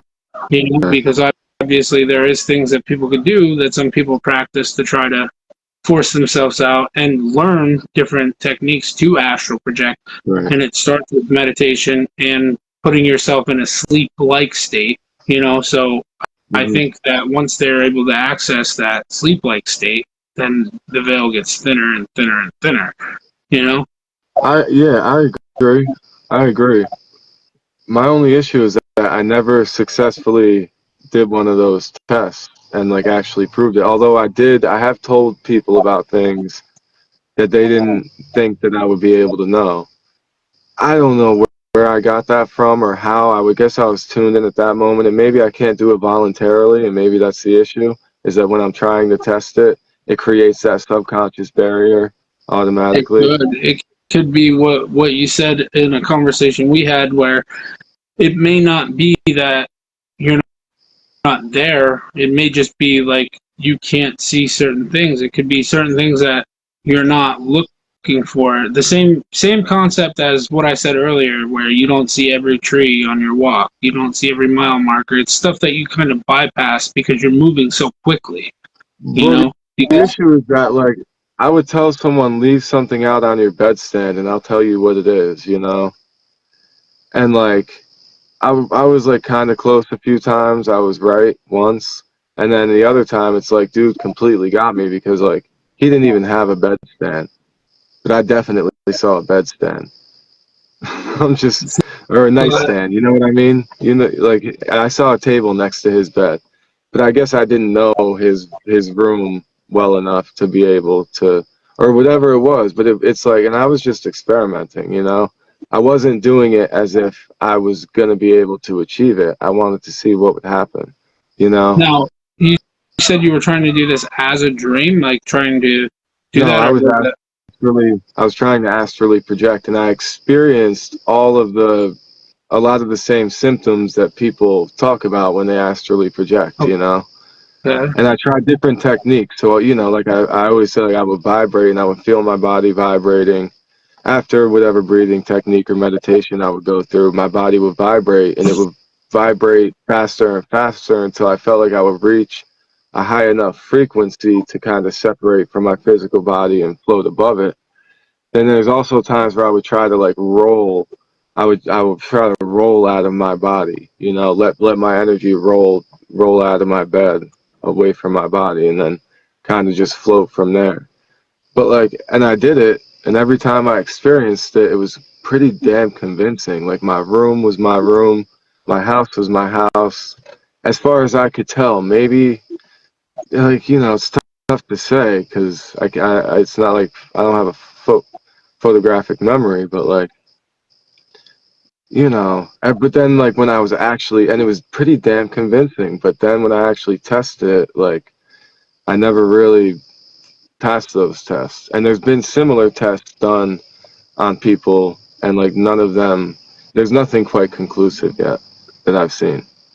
Although I've heard a lot of stories from a lot of people, and I don't think it's impossible. It's obviously possible. Yeah. And I think does the controlled does the controlled test, the controlled study of it, create a resistance automatically, subconsciously?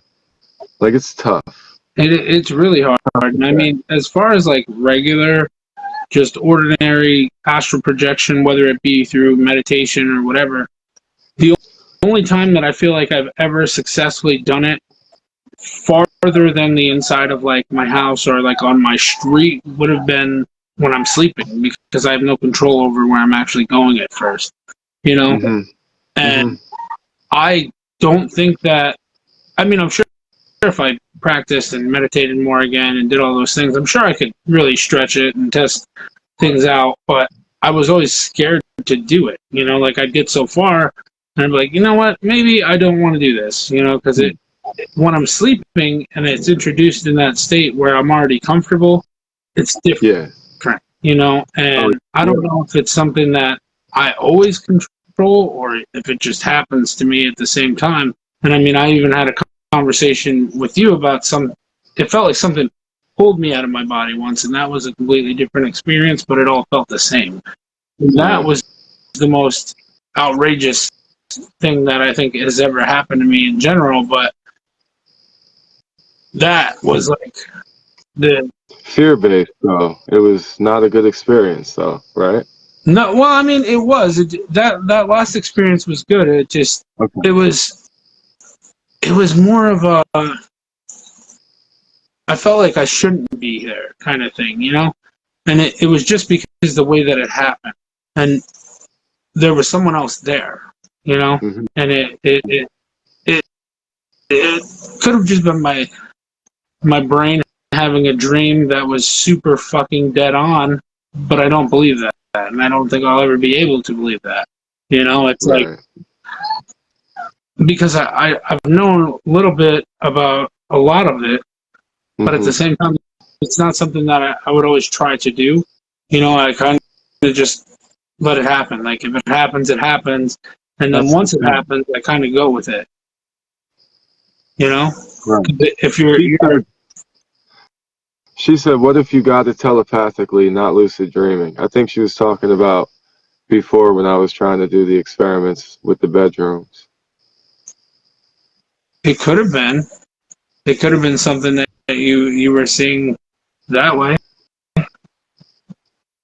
Like, yeah, And I mean, I guess. I don't know. It's so hard because like I I That definitely would every be time thinking I of another dream, person's mind. I try to lucid dream. But as far as like the whole astral projection aspect of it, I don't think I have any control over that. I think it just happens when it happens, and I think a lot of it has to do with my brain randomly just clocking out, and I think that's why since I was young I have this like attunement to it.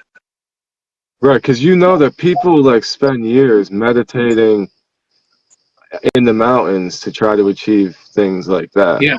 You know, what And some people like you just experience irregularly but naturally. Yeah. yeah, and it's, I mean, I'm not gonna lie, when I was a kid and it would happen, it was the most terrifying thing at first, because I genuinely thought like I'd never get back to my body, like I shouldn't be here, I shouldn't be doing this. But then like as I got older and I started to recognize the differences between it, like, and it felt more real than it did anything else. And like, could I solidly prove it other than like one or two times where I have evidence that lines up with what I'm saying and what the people are saying? No. But having those last couple experiences of it and really following through with it kind of gave me more of an idea of what was actually going on. That because I was lucid dreaming, I felt like I was in control of everything until it was the real world, if that makes sense. Because you can't control everything outside of you. And that's the biggest difference between lucid dreaming and astral projection, because you're just there.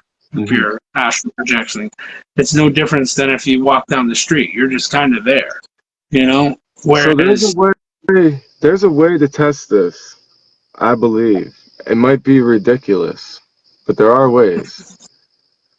Like, there's a test where, like, if you hang the tray of coins above your head, and I guess, see, if you can't induce it, even still, if you were to, like, somehow just hang, like, a tray over your bed with some coins, then shake up that tray so you don't know which coins are facing which way and what position they're in. And then hang it above your bed so you can't see them, without like peeking way up over it. You won't be able to see them. And just leave it hanging there. And eventually, if you have an experience, even if it's hanging there for a year straight, when you have that experience, finally check that tray and see if what you saw is what's actually in the tray. I'm not telling you to do this. It's ridiculous. No. But I'm just thinking like theoretically, like I'm trying to, I don't know. Yeah, I feel like there's ways to experiment, There is definitely ways to experiment it.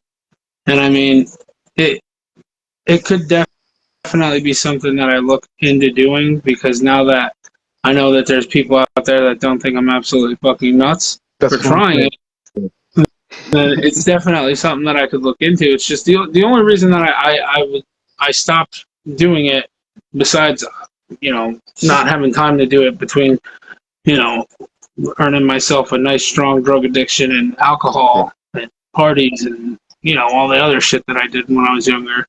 But the lifestyle, man, yeah. Even then, and it's not to say that all this stuff stopped. It's just it wasn't something that I was focused on. Things still happen. I still went and saw some crazy stuff, whether it be dream or not, I don't know. But it's. And what's really the difference? There's only a slight difference. Yeah. Like you said, it's a fine line there. There's such a thin veil between that. I think that veil gets blurry sometimes. Yeah, because I mean, you could never know whether you're in the two, unless obviously, if you're dreaming, you can control a lot more things around you if you do lucid dream. Whereas if you're not, you try to do some stuff and it just doesn't work. It's like, okay, well then, I'm just going to assume I'm not in a dream right now. Yeah, I mean, at the same time, could that be influenced based on subconscious expectations, Maybe. I mean, it's also the same as like how the different dimensions are. Like there's always some sort of thin line between it, or like a veil or something like that. And it's the same thing we were saying with the mirror realms and stuff, because I had a conversation multiple nights in a row with a person that passed away in what I thought was a dream, and they were trying to explain to me that it's so easy to go back and forth between these places. And they said it would almost be like you were dreaming. And I'm like, I am dreaming. They're like, are you though? And I'm like, okay, maybe I'm not. And that was right before I went to his ex-girlfriend's house, like absolute fucking insanity. But like, I don't know. It's so hard to explain because there's been so many different things that I wish that I could just openly tell people about, but it's fucking crazy, some of it. Like, it doesn't make sense. And like, I had a lot of people try to tell me that it was more of, what the hell is it called? Like a clairvoyancy thing where you could see through the veils of many things, and it's not so much of the astral projection as it is seeing a different realm of existence, and But be then, able to walk on that plane. But I don't know if I believe that per se. Like, maybe what is the difference between the two I don't think there fundamentally? is a difference. I think that it's just a small little veil between all of it. Right. It's more of like what your perception is would define that for you. Because But like fundamentally, it's the same things happening, right? yeah, I mean, technically an out of body experience or astral projection would be no different than dying, and not being in your body, right? So Exactly. there's nothing to say that you wouldn't be able to see something. And obviously, if you recognize the energy, it would look like whoever you thought it may be, Right. or it would look like somebody you didn't know, because if it was somebody you didn't know, whatever. But it's hard to say because there's not a lot of recordings of people trying to get to that level of it, like, that I know of.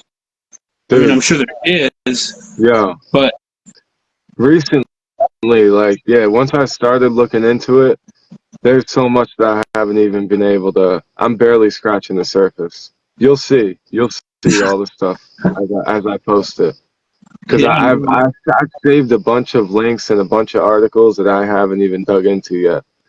It's all about all this stuff, and it's like recent experiments and recent studies and cross-reference too.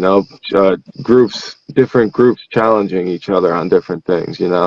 And sometimes coming to the same conclusion. All types of stuff. You'll see. It's crazy. I don't know. I feel like that a lot of the stuff that I do or have done recently, not do in general, but like a lot of the stuff I have done recently that was involving some sort of astral projection was led on by what I thought to be just grief, like maybe it's my mind making these things up. But like some of them, I didn't even know that people died until after the situation happened, and it was like, this is fucking weird, like, and it made me question a lot of the stuff. And I did look into it, vaguely to see if it was something that maybe it was just my brain making up.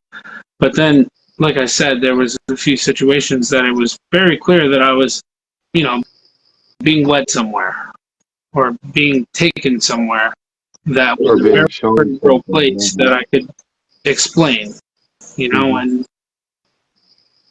explaining it is almost unexplainable in itself because how would I know these details if I wasn't there? Right. There's no way I could have seen these things without ever being there, It's true. It's true, dude. And there's premonitions, and that's one of the things that got me fascinated with dreams was when I had a dream about someone that was gonna die, and then they did.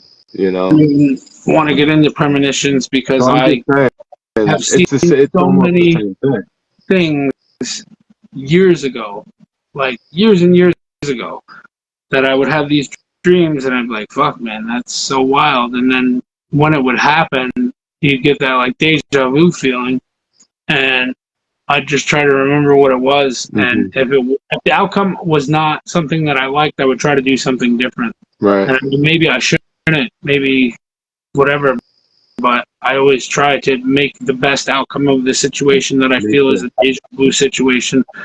Like if I feel like I'm about to do something or something's about to happen in a negative way, I will not react to it because I'm like, this is my brain telling me something was going to happen, Right. Like, don't feed it.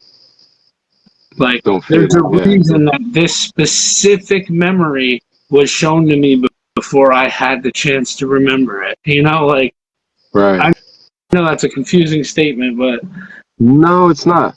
So she asked, did you two ever experience bliss during lucid dreaming or being awake? I think love and bliss can open the portals between dimensions/realities.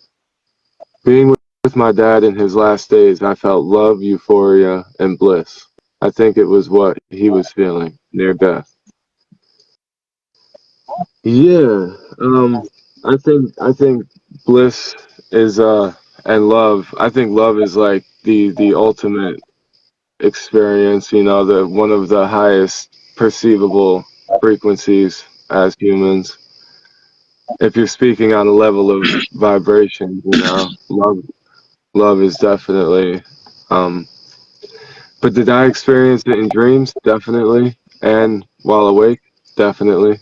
well, love is a I really felt. powerful emotion that I think. causes you to release chemicals in your brain that make you almost Right. insane with joy and happiness and all those things. Um, Serotonin, oxytocin, dopamines, all that. there's a Yeah. ton of them that just go pouring into you with love that would make anything seem blissful, and that's what makes people do So, crazy things with love. so what I think she's referring to when she asks that, I think she means bliss as in like maybe like nirvana or that feeling of unity or that one with the universe. Some people say they feel like their head is the universe or whatever. Like everyone, same thing. I think a lot of Christians experience it, when they're going through deep prayer. I've I've definitely experienced it in lucid dreaming. I've meditated in my dreams, and that's been really incredible. She says yes, oneness.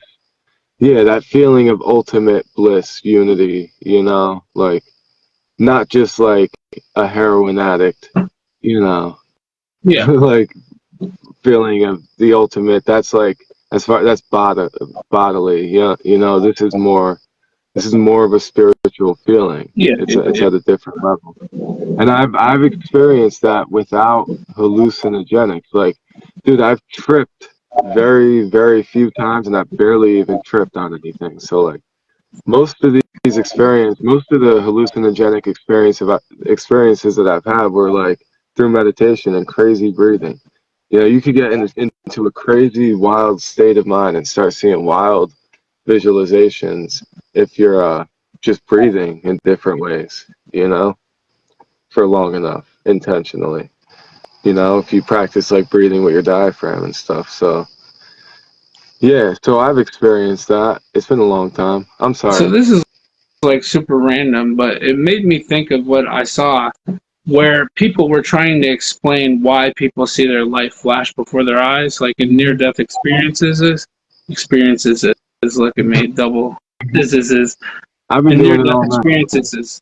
I can't say it now, but It's getting late. It's cool. but basically, like it's your mind's way of looking back on, like, because basically if something ever happens to you, your brain thinks of like relatable experiences for it, but when you're dying, it's like your brain doesn't know anything of this, so it's just searching through all your memories, trying to find some relatable thing to like try to calm you down or whatever, but obviously you Uh-huh. can't find it, But I don't know. That could be a thing. It did the way that they said it sounded way better than when I said it, but it That's my life. but it was really cool that they were explaining this as in like you know when your body's shutting down, your brain is looking for something to hold on to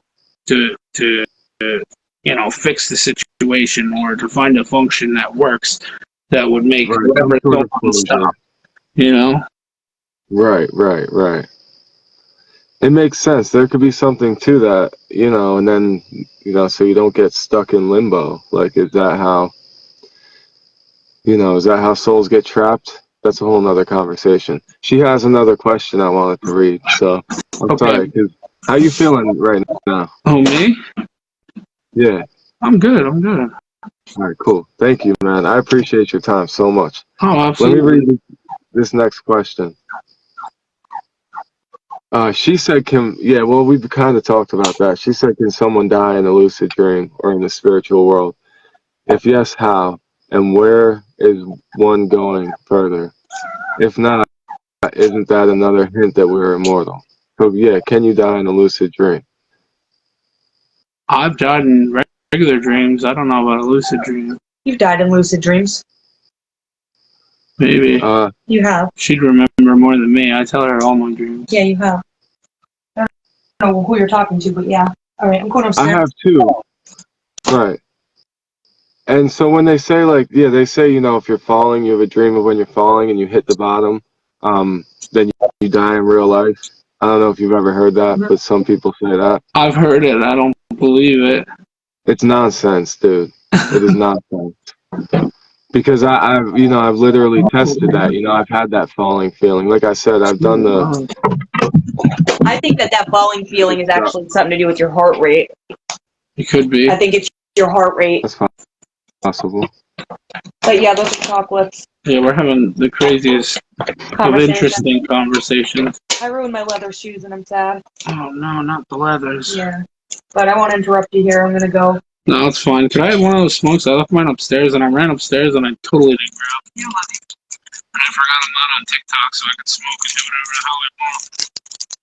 Dude, I mean, Facebook, like, people talk about its censorship, and I understand it's, it's biased and all that, but it's never bothered me. Like, I've never had no issues, so we're good. As long as you don't post anything that goes against their political agenda, I think it'll be fine. I mean, I've slipped some things in there, and maybe that hasn't worked in my favor algorithmically, but I have done it, and I do it sometimes. But yeah, you can smoke whatever, especially because like these lives are so long. Anyone that's dedicated enough to watching it to the point where they see me smoke, it's like they can handle it. So, are you on TikTok? No, this is Facebook. Oh, okay. So that one experience I shared with you in the message that I sent you. Did you tell them about your dream with Pat? Yeah, that's what I was talking about. So that wasn't the first one that I had. That was actually one of the last ones that I had. Okay. This went on for like 2 weeks, where he would come and wake me the fuck up, and we would go do stuff. With other people, though, in our dreams. With other people, and we would go and tell other people's dreams. It was the weirdest thing. I would wake up and he would be like, don't say anything, I want to ask you something. And he would ask me stuff that was in my dream, and I'm like, so mind you, I had just lost my brother, right? So I was like mentally not okay. And he was like telling me what was happening in my dreams before, like right as I woke up, before I even got the chance to say stuff. So I was like convinced I was going mental. Like I'm like, this isn't real life. Now, when you were experiencing those dreams, they were vivid? You brought back those details? Like, yeah. You really brought back the details? Yeah, he did it with our son, he did it with me, he did it with my brother's girlfriend who lives in Florida. Yeah, she's like states away. He knew that she was searching for her car to get a water bottle, and my brother was there trying to talk to her, telling her, like, the water bottle's not in there, and she's like, the same time it happened, she's seen Pat's reflection, and like, Justin was able to explain everything that was happening, and she called me hysterical. She's like, how the fuck, like, how does Justin know this? She was like, this isn't even funny. She was like, you could ask my neighbor, you could ask the kids. Like, I was searching for a water bottle this morning. Like, she was hysterical. And the wild part about that was, she's like, there's no way that Pat could even show you inside of my apartment because I just moved. She just moved after Pat passed away. Yeah. It was. And he was able to describe her whole apartment setup. It was wild. It was weird. It was so weird. And then when she put me on fucking like this, where you can talk, but through message, like the video chat or whatever, when she flipped into our living room, I wanted to fucking puke. Remember you said there's a check and see if there's a fishing lure up on the beam in the house, and she went over and one of my brother's fishing lures got tossed up there by one of the kids or something. Weird, very vivid stuff. Like there's no explanation to it. Were you astrally projecting? I or believe were so. you I lucid don't think dreaming? this was a dream at all. I think you were astral. Because when he came Or to me and I came home, You were I was cold. in bed. Like, I laid yeah, back well, down into myself. Yeah. right. That's my point here. It's like it's and what that's that fine line between the two. So my point here is that like people have tried to test this and study this, and it never No success. never worked. But I know because I've done it too, and I've had the same experiences. And like Yeah. That's one, crazy. I've tried it. Remember, I've tried it.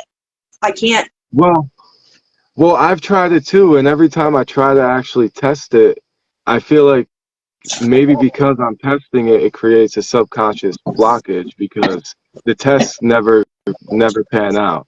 I can never confirm it physically with a test because there's ways that I've tried, and there's still ways I want to. My goal is to like confirm this. So you could do this. You can have someone, write something down or like take a picture of something so that and you can have people. Yeah, there's ways.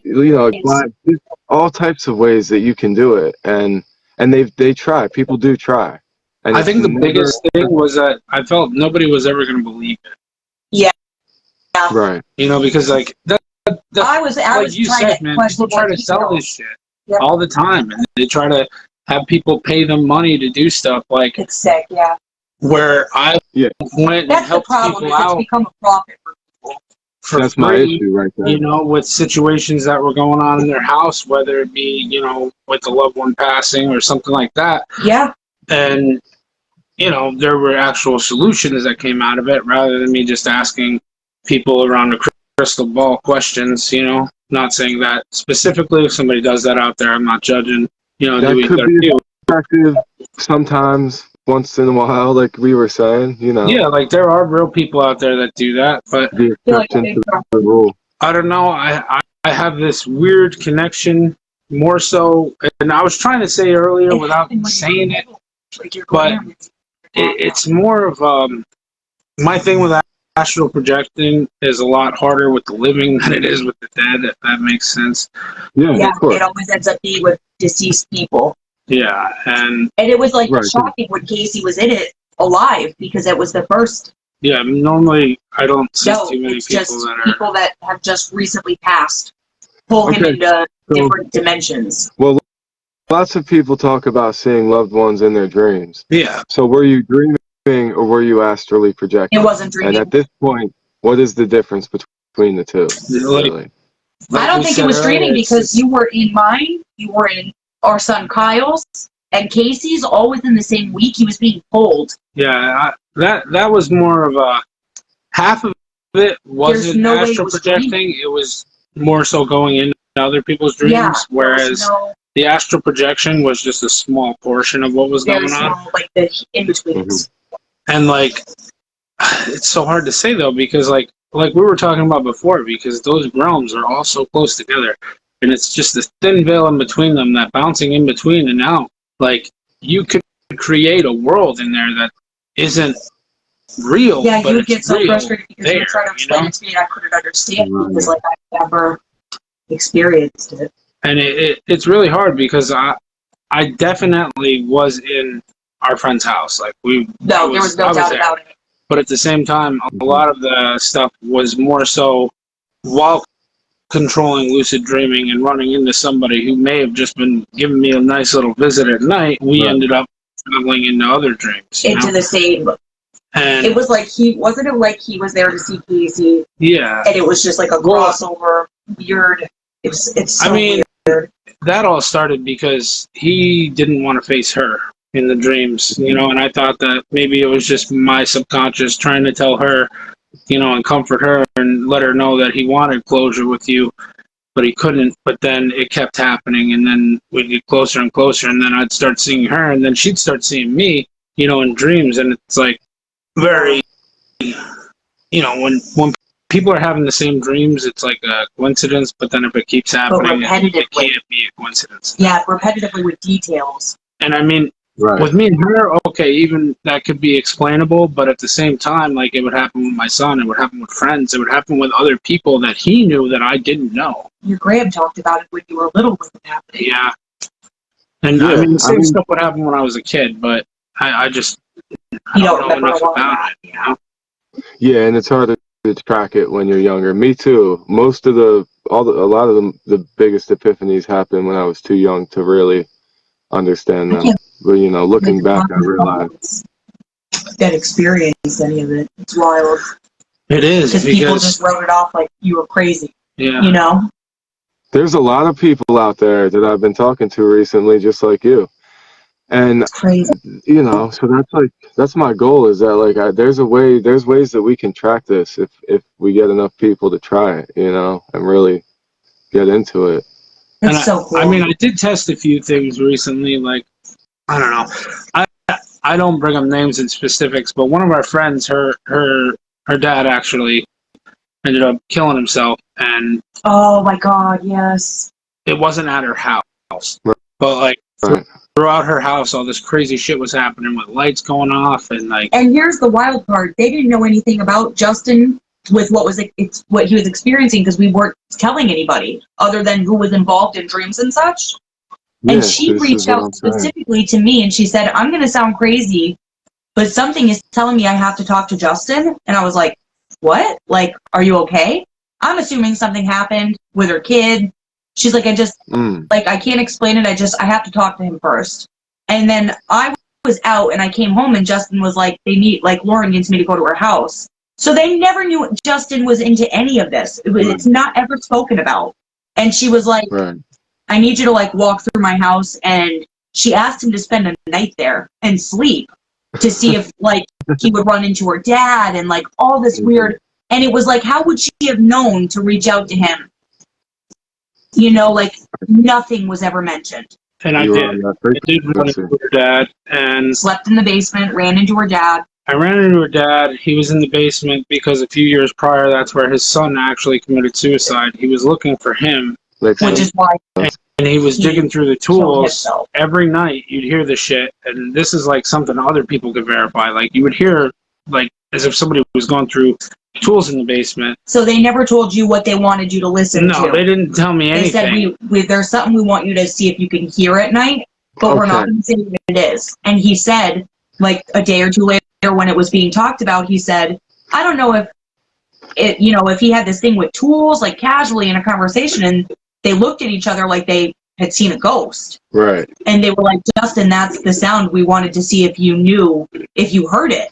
And he was like, yeah, okay. He's looking for tools. But now we're taking it somewhere else now, because this. Okay. That's what I'm saying. There's so much. It goes in a different direction.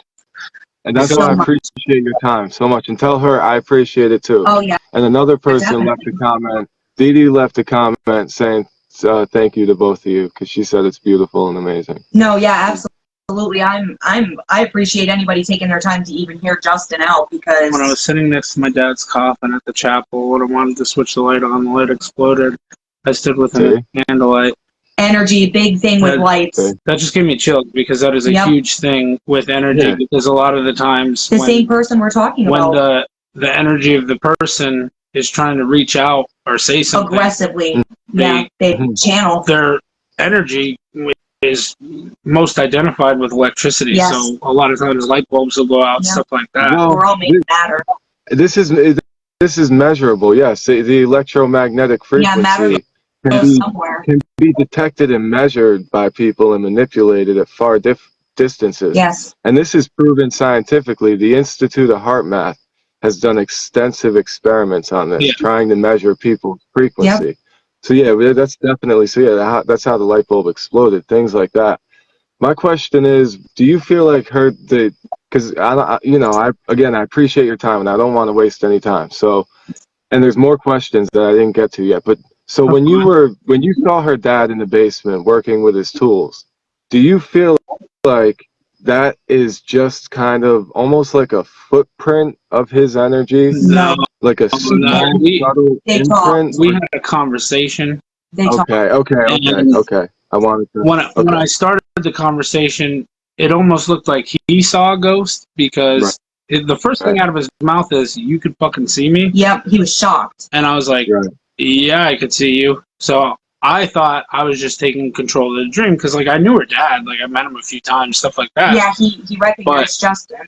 When we got into conversation, I asked him some stuff like, "What are you doing?" You Remember when he was confused too? At first, he thought like, "Oh my God, did something happen to you? Yeah, Why are you here?" He thought I died, so he panicked, and you know, I kind of had to explain to him, like, sometimes when I sleep, I just clock out. Yeah. You know, and he kind of brushed it off. He just was like, you know, this is weird, but okay, I'll accept that because it's weird that you probably see me too. And I was like, yes, it is. Very.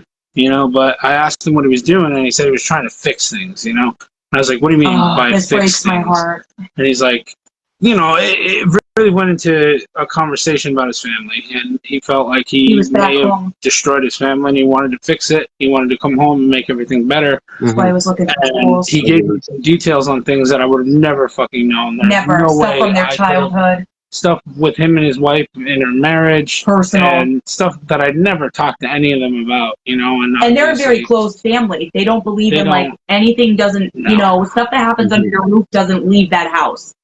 I get it. Yeah. So how did this conclude? Well, is he still in the basement trying to fix it? I don't know if he's still trying to. He stopped because I told him he was scaring the shit out of him. The lights kept popping.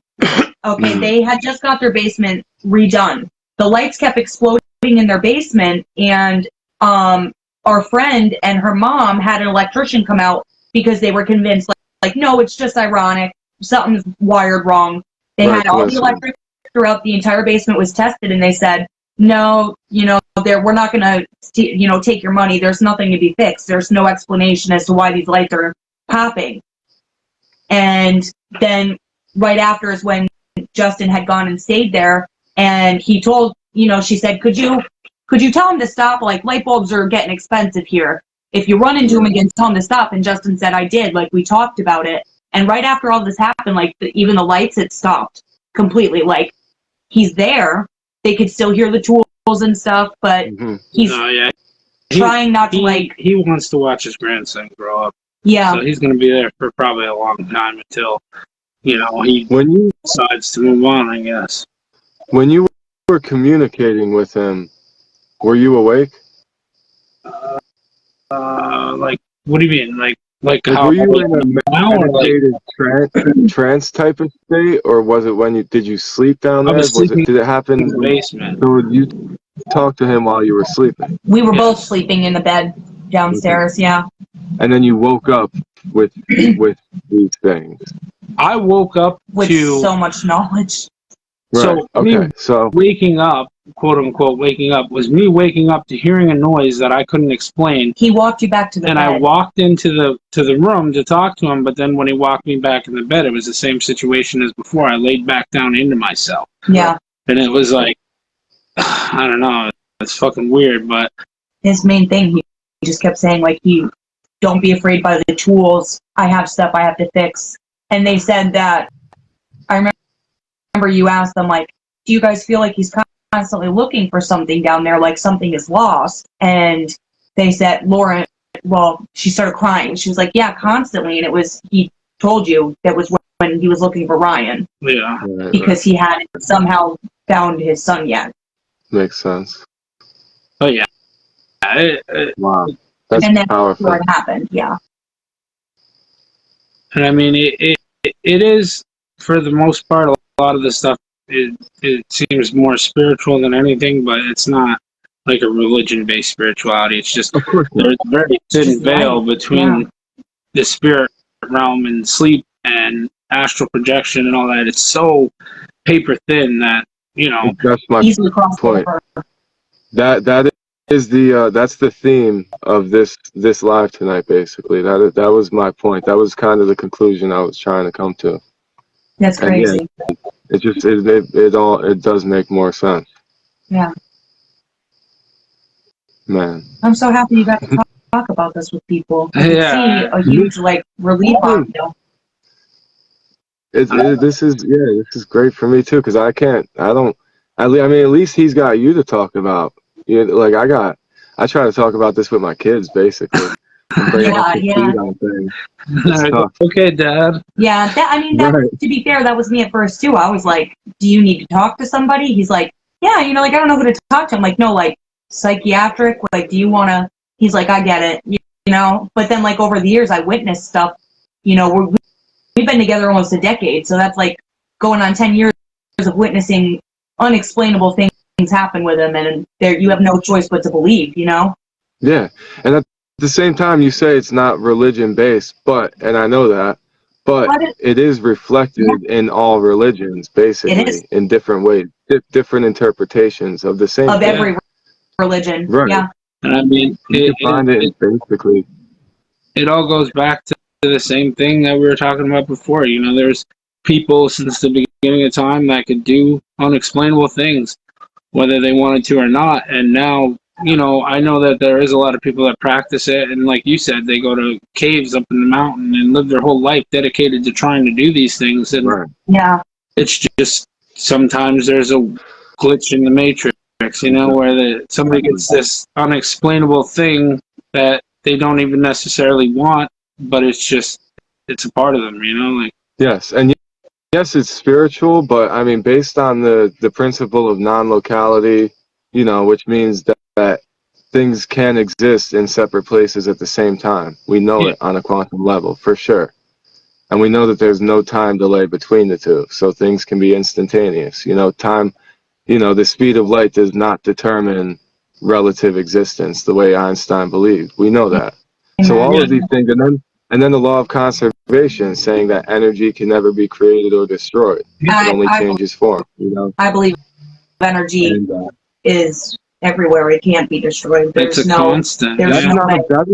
That's a scientific law. I mean, it's measured in every way. Yeah. It's measurable in every way. Energy only changes form. Anytime you can measure an energy, it never just disappears. You can always measure where it goes. It just changes form. That's the scientific law of transmutation, is that energy only changes form. Conservation says it never dies, So all of these things make perfect sense. It's just different ways of interpreting them. Yeah. So when she said, can one die in a lucid dream? Basically, I don't think you can. I mean, I guess you can die anytime. I feel like you might could die when you're having a lucid dream. I've seen situations where you were stuck. Well, I mean, you could always go by the old phrase that a man could die 1,000 times in a lifetime, but only live once. Right. I mean, it's all relative to how you feel. Is it? What do you mean by die? Do you mean like a physical death in a dream, or do you mean like a metaphorical death? I'm assuming that she's saying, if you die in the dream, will you die in real life? Is that what you're asking? I don't think that would be a thing. I don't think so. I know unless it was not true. I mean, I know it's not true. If that's the time that you're supposed to go, like if you happen to be having a heart attack while you're sleeping and in a dream, yeah, sure.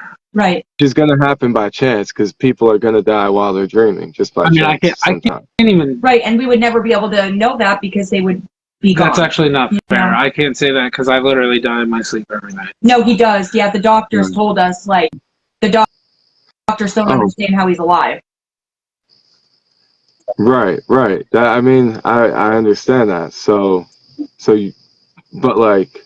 I think it's more what you said. It's more of a frequency. I agree. She said that's not what she says. That's not what she was asking. So I don't know. Maybe she was just asking, can you die in the spiritual world? But still be present here.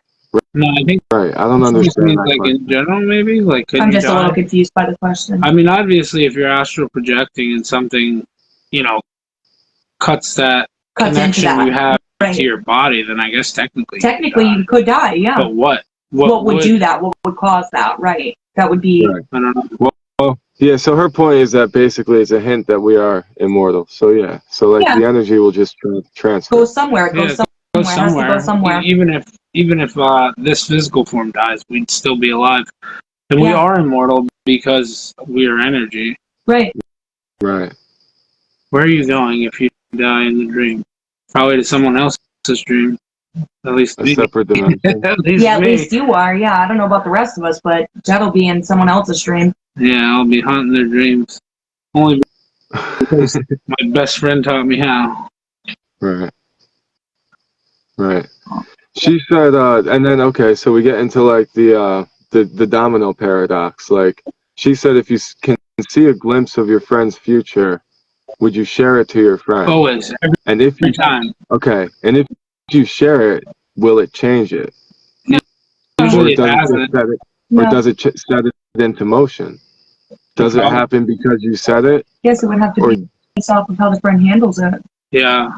but that's like a paradoxical question. So Yeah, it is. that can't clearly be answered because it's like There's a million No, ways it to is, answer and that. it's hard because it also depends on what you believe in. A lot of Right, people what you believe believe the that fate responsibility is would be. written, and no matter what you do, you'll end up where you're supposed to be. Stuff like that. But I if believe you it don't could be believe in that, changed. then you could obviously change whatever. It's a very complex answer, yeah. I don't think anything's going to change something from happening. I agree. Could it? Maybe. I don't know. I don't write the rules. I just break them. I mean, yeah, I mean based on the principle like if you saw your friend get hit by a bus outside of a certain building and you're just like, yo, stay away from that building, and they stay away from that building, does that confirm it? There could be a How guy would you waiting to really shoot him on the corner that they're avoiding the bus with, you know? Birth, rebirth, Right. wake, awake. It's Cliff, he's a poet. I like that clip. He's the man. Okay. Yeah. This has been a lot of fun. I think I enjoy the conversation the most because this is the first time that I've ever explained something like that where people didn't automatically So question people it are exercising your and like thoughts. put so much doubt into it before having any explanation. Right. You see I'm skeptical. Like I like to ask the question. No, absolutely.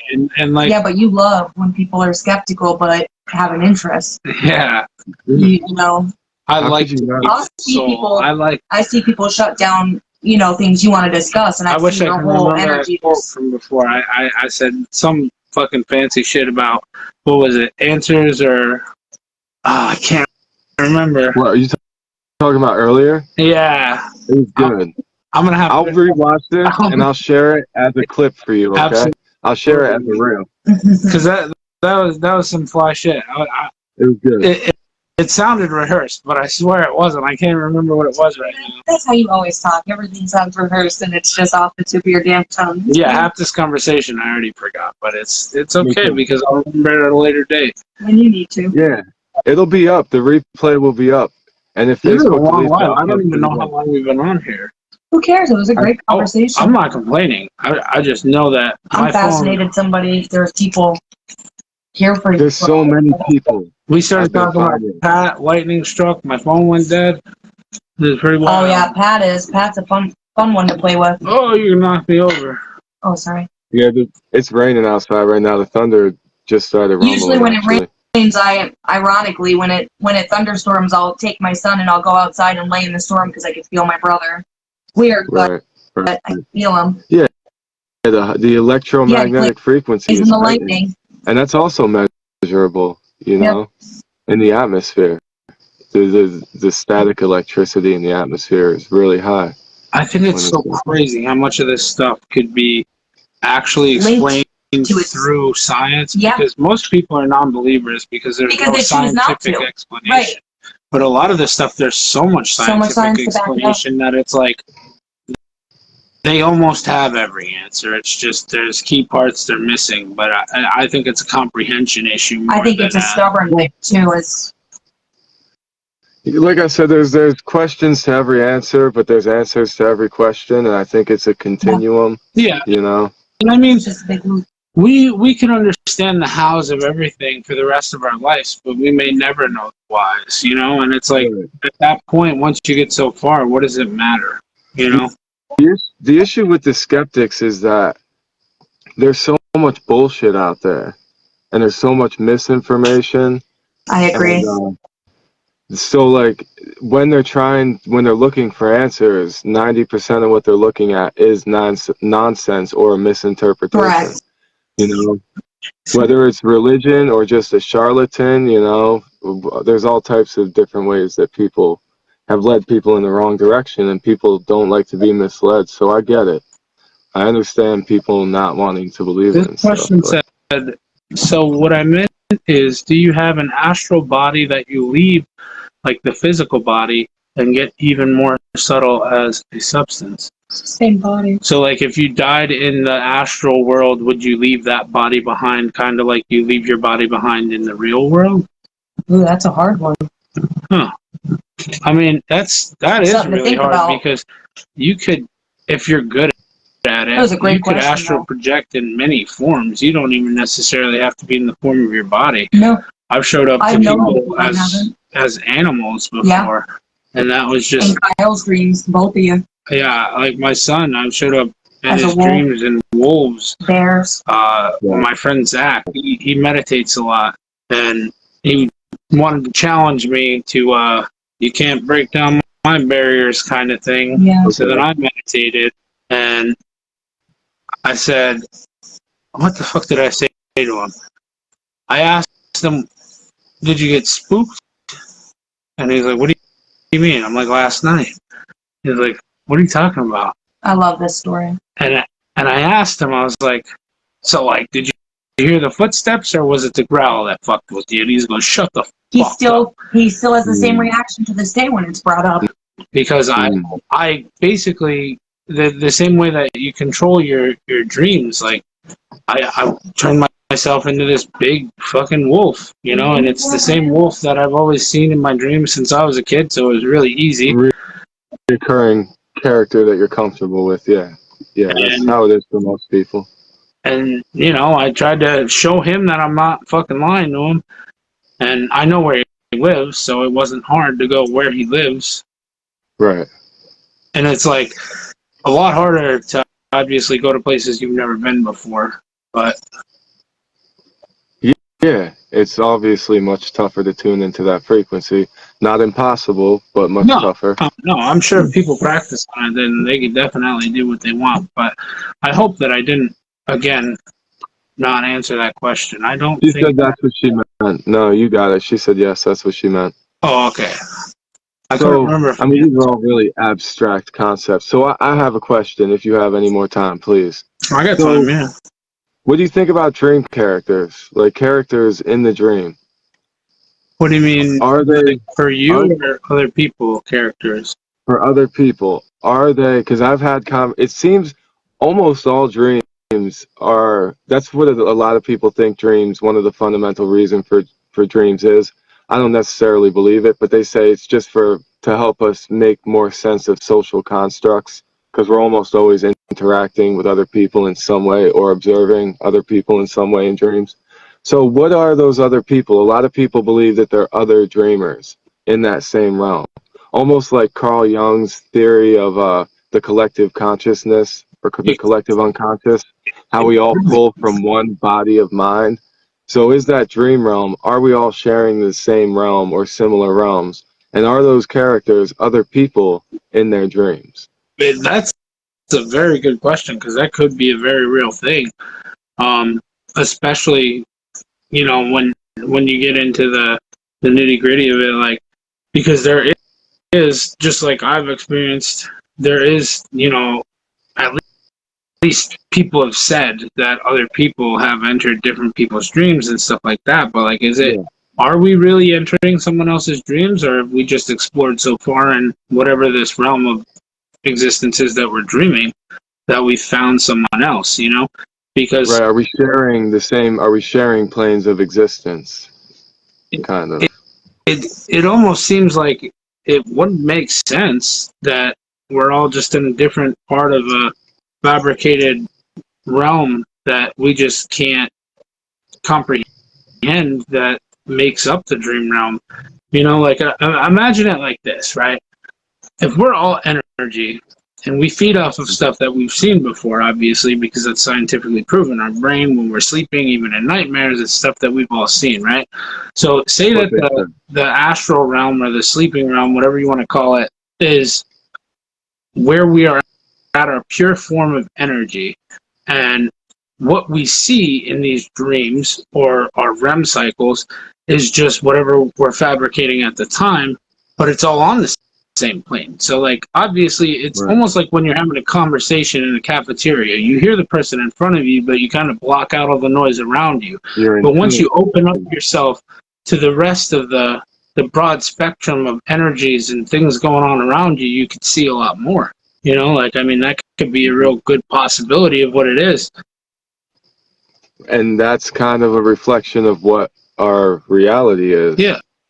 Because we're very hyper-focused on our existence, so we don't normally look around to the things around us. Right. You know, most people don't even know, unless they talk to them every day, what their neighbors look like. Right. You know, like, and then there's this thing going around on Facebook where people are like, you know, your neighbors aren't real. They're NPCs. When's the last time you saw them bringing groceries? Stuff like that. Right. It's not that this stuff isn't happening. It is happening. You're just not paying attention to the world around you. You know? And that's observed on the quantum level, like I was saying before, when they try to observe a subatomic particle and it doesn't snap into place until they measure it, you know? Yeah. And this was proven way back in the 90s. Like, they would think this is where the string theory for 11 different dimensions came from. And I've explained it briefly before, but, you know, like, they try to snap a picture to see where this subatomic particle would be. It was an electron. Yeah. It was the electron.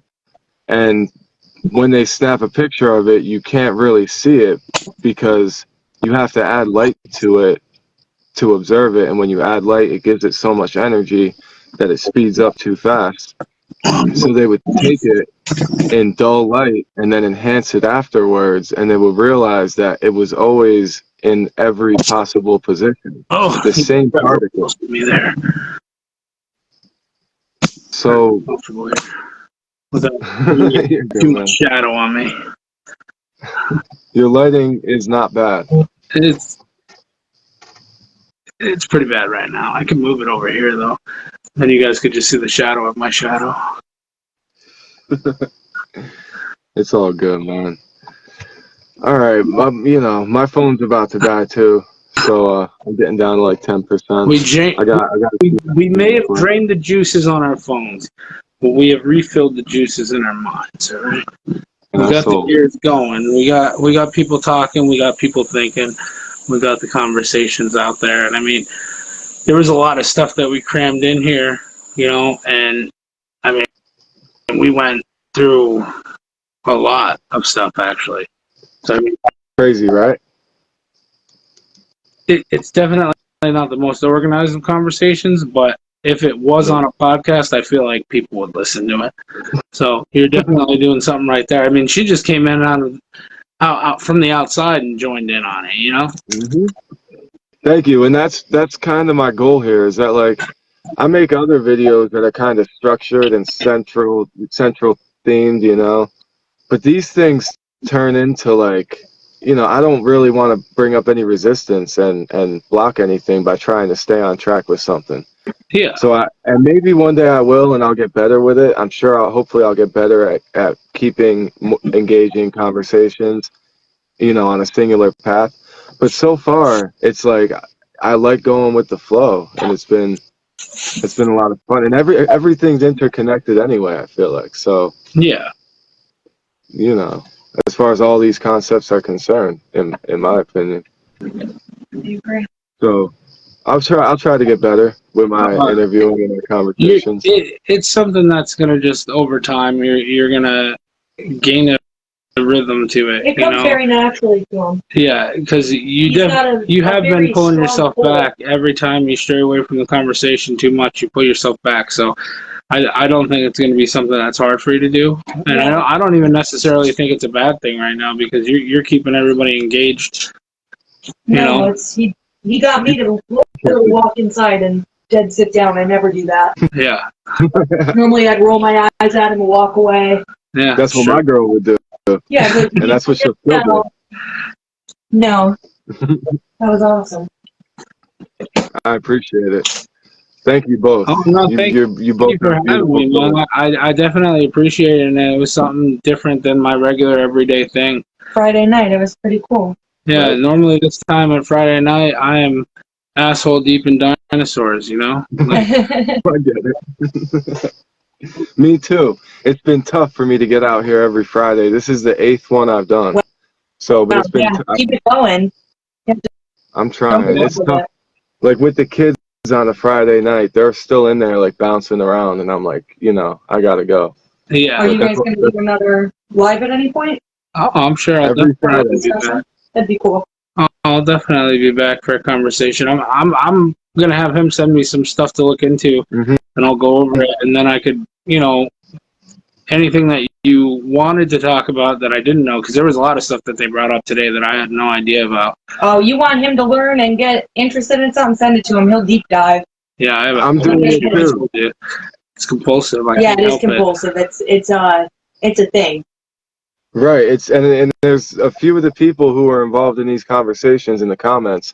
They're going along on the same journey with me. So it's like it's all types of discovery being shared in all types of ways. It's really interesting. Yeah, very cool. Yeah, definitely. I got more questions for you, and I'll definitely get you back on here. Oh, absolutely, man. And I mean, it'll be nice to have the conversations that most people don't want to have with me. That you want to, you die to have these conversations every day. You know. Yeah, because it's hard You finding feel very people that misunderstood and don't automatically judge and think that you're just talking shit for attention, or that you're just mentally sick. Yeah, or that's I'm a big sick. thing. Like you're mentally ill, and I'm like, no. Right, me too. Yeah, I'm not meant. I mean, maybe I'm you're mentally losing ill, it, but this and that. That's another topic. I feel like mental illness is just another connection to another thing. I think it's a gift. I think mental illness is a gift. Not all of them. I agree. Some of They them. say there's a fine line between genius and insanity. Yep. I feel like that line gets blurred, and sometimes that line kind of gets erased, in order to, you can't really put a line between the two sometimes. Well, The that more will genius you definitely become, be the more something we insane will you have to become. talk about, because I have a very strong instinctive belief that most of our mental illnesses that we have are not so much something that is caused by the chemical imbalance. I think the chemical imbalance is a reaction to our environment. Yep. Because we're not supposed to live like this. We're not supposed to live in That's a whole different can of worms, segregation like this. Look at people since the beginning of time. We've all been in packs and groups and tribes, right. And now we're all solitary and confined, and the most communication people get is with each other through emojis and fucking thumbs up. Like, this is the digital cave age, like Stone Age almost. Yeah. We've reverted back into the hermetic stage. Yeah, and then what happened after that? People got together. History always repeats itself, so hopefully it'll be a good thing when it happens. But we'll definitely. I like to say at some point. I like to say it rhymes. It doesn't exactly repeat itself, but it rhymes. Yeah, I like that. It I like definitely is close. It rhymes. It does. Because my girl argued with me. She's like, "It's the dumbest thing ever." She's like, "No, I like that." So I'm like, "Yeah, it doesn't exactly repeat itself, but it does." And I gave her historical examples. It would have to be exactly the same thing, and it's never exactly the same. It's just Right. I mean, sometimes it's a good rhyme, and then sometimes it's a very stretched out, like Eminem rhyme. Right. Yeah. That's a great that didn't fucking rhyme at all. It's just the way you said it. We'll give it to you, though. The very tip of it slightly rhymed. Right. That's a great example. That's a great way to put it. Yeah. Cool. All right. So we'll get back into more of some of that. Absolutely. She started commenting. She says, mental illness is a defense mechanism. We can get into mental illness and all that. That is because I got a lot to say about that. I'll be in on that. I'll be in on that conversation. Let's do it. And it'll be a Friday night at starting at 10 or any time after, whatever. Absolutely. We can do this again. Well, this might even inspire me to go back on TikTok and start. Well, you wanted to start like your back in, because podcast I used to have like a solid following on TikTok for my lives, Yeah. Okay. Not so much my garbage videos that I'd make. No, but talking about stuff like my lives were lit. People would come in and I'd have a bunch of people. So, I mean, that's definitely another platform you should look into, especially for. People keep telling that. Oh my gosh, you would blow up on for TikTok. what you do and your following and is just definitely there. your demeanor, the way that you put yourself out there. You're very mellow to listen to. Soothing. I mean, this is going to sound so weird coming from another man, but you have very searching eyes, and it like if I look into the screen, it looks like you're looking for a deeper meaning in everything. Yeah. And I know that sounds so fucking weird to say to somebody, but that's not weird. Every time I watch your videos, I have to I feel like I have to respond to it because I'm like, I feel like he's asking me a question. Is this the one whose videos you were watching constantly? Yeah, you didn't look. No. You're in tune with it. Okay. Now it makes sense. Yeah. Okay. Yeah. And it's crazy because I said the other day to somebody, it was a counselor that I had, and it was about how I always manage to somehow fall back into someone's life if it's meant to be. And I ran into him years and years ago at Mike Wars, and then just recently, we just kind of crashed into each other. So it was meant to be. Yeah. Hip hop brings people together. Yeah. In Mike Wars. No way. I still have my Mike Wars t-shirt somewhere. I still wear your Mike Wars t-shirt. I love that. Crazy. It's in Kyle wears it now. It's in Kyle's room. I'll never forget the look on what's his name's face. Joe Christian, right? Yeah, Joe Christian. Yeah, shout out Joe Christian. When I showed up to that first show and I brought like 9 cars of people with me, he was like, "Who the fuck is this dude?" And I was like, you told me I had to sell tickets. He goes, I didn't think you were gonna actually do it. Right. Yeah. I was like, you gave me an opportunity, bro. You said sell these tickets, you can keep half the cash. I was like, he's like, no, man, keep all the fucking cash. It's like you brought all the people. I'm like, nah, you gotta take some of it. I'm like, you gotta pay the DJ and stuff, right? But no, it was a crazy good time. And then every time I came down there, I felt like people were just showing so much love because they're like, this dude brought so many people. Yeah. And not only did they come to see him, they stayed for everyone's performance. Every performance. And I'm like, that's respect. That's love. That's what it is, man. You're supposed to bring people out who want to stay, not just people to come see you, and then you tell everybody to leave. That's some hater shit. Right. Not only that, but you could actually rap. So that's where a lot of the love came from, too. Because when you grabbed the mic, it was real. That's what got me. I have a very gravitational personality, too. I don't know why people like it. But you're gonna make me make your head get 10 times bigger. Cut it out. I meet people all the time, and I feel like people are just super drawn to me for some reason. You're a good person. Maybe. Sometimes. You're willing to listen to other people. I do. I listen to everybody. That's a big thing. It's your aura. Yeah. You got a good aura. I mean, a welcoming aura. Shut up. Yeah, me too. Because this couch is hella uncomfortable. Oh, I don't like it. So yeah, man, I'm gonna try to go live on TikTok. I would like to go live on TikTok and on here at the same time, because on TikTok you gotta get 1,000 followers before you go live, but you'll get that. True. Oh, I lost you.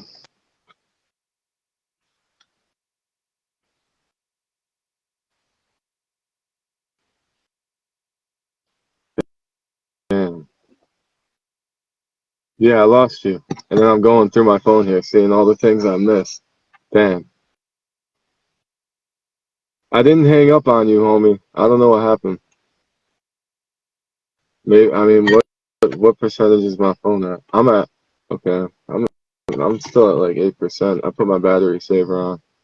But I did that a while ago. We should be good. All right, yeah.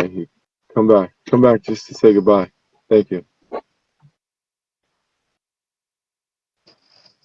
Did your shit die too? Did your phone die? When I stood up, I guess my hands are really big, so it must have touched my phone at some point, and it just shut me down. It said bye. All right. Well, It's all good, man. I do have a TikTok and I do post videos on there, but they haven't done nothing yet. You know, maybe one day they will. I'll start going live on there You go eventually. interact with them too. What I'll do, because I still, even though I'm not active and half the people deleted me, but I still have like 7,000 followers or something. So I'll go live and I'll invite you I think I have 10,000. because you invited me to your live. Okay. And Okay. it'll basically show up as both of us live. So if you don't have following, he doesn't have anybody who follows me will see your still live. go live. And then you just tell them go follow them and they will. Yeah. Yeah, That works. That'll help. we could do this. If I could get you 1,000 followers, that'd be dope. But I'm easy. gonna see what I could do. Easy. I can't make any promises. I don't have that kind of pull anymore. It can't hurt. Can't hurt to try. No, I'll definitely. What I'll do is I'll share something. Maybe I'll take a clip from our live or something, and I'll try to promote it so that people try to give you that follow, so you can get the thing, and then I'll share some of your videos. What are you looking for? See if my phone and stuff is over there that I just put down my pack. Uh-oh. All right, that'd be cool. I'm down with that. Let's do that. And eventually, maybe I'll try to start doing a live stream on TikTok like regularly. You know, I'll get into the flow of that. Well, but right now, my people are here, and like this, Just keep consistently going on there. Yeah. Right. The only reason that I got a following on TikTok was because of my live streams. Like I literally every day you posted nonsense on the videos, but the lives always had crazy amount of people on them. Please tell me when it happens. I would like to see a live session. Absolutely. Okay, yeah, we'll talk about the TikTok live in the future then. Yeah, no, and you could still do these too. I mean, you might just need a separate device, but Right. Someone said shout out watching from Virginia. Oh yeah, you're right. I could probably live stream from TikTok while I'm live streaming from Facebook on 2 different devices. Yeah. yeah, you absolutely could. If I found my damn charger for my iPad, I could do it. Shout out to Virginia. Yeah, absolutely. Thanks for watching in Virginia. That's one of your people, dude. You got me another 99 cents. It must have been from one of your followers, because people don't send me stars. Someone sent me stars once, but it wasn't the same person. I don't know, man. It could have been somebody from your thing. I think it was, maybe. I appreciate all these people. It's been beautiful. Absolutely. It was nice meeting everybody in here. And yeah, man. It's a cool community. I will absolutely start going live again on TikTok, I guess, so I can get more people to talk to and then get more people rolling in, and just send me that information on the things that you wanted me to look into, because there's a lot of stuff I asked you about and I don't remember all of it, but I'm sure it'll come back to me. Yeah, I'll be going through this video, and if you don't mind, I'll probably pull parts of it out and share it as reels. Oh, absolutely, man. You know, I'll chop it up. I have no what's it called? No reservations about anything that I said on here. Obviously, I joined your stream, so I wanted. Yeah, this stuff I'm not making any. It's not like I'm going to be making any money off of it. I mean, I made 99 cents tonight. Well, if you made money off of it, more power to you, because I made a bunch of money on TikTok. I just don't know how to get it off there. They won't let me change my PayPal because I don't have the same phone number. Yeah, but I think I turned it into stars, so I'll go in one of your lives and I'll send you some big gifts. Okay. I'll learn what that means. He said I'll learn what it's kind of like the stars. Okay. But basically you could send gifts and they're worth money. So because I made a bunch of money and I can't pull it off of there, I converted it into gifts. Okay. So I get it. It uses the coins to buy the gifts, and then yeah, because if I send you a bunch of gifts, then you start becoming like up and up in the creator. It's fucking weird. I don't know. Yeah, I can't stand TikTok for that shit, but whatever. Yeah, we'll get on. We'll get the ball rolling, man. I appreciate you so much. Even if you just use TikTok though to bring those followers over to other platforms, it's good for that. Like yeah, and a real big thing for shorts right now, like how you do on here. Instagram is really good for shorts. That's like a really popular place for it, and I hate it too. I've been doing them. Facebook has been the best for me so far, by far. Well, and YouTube.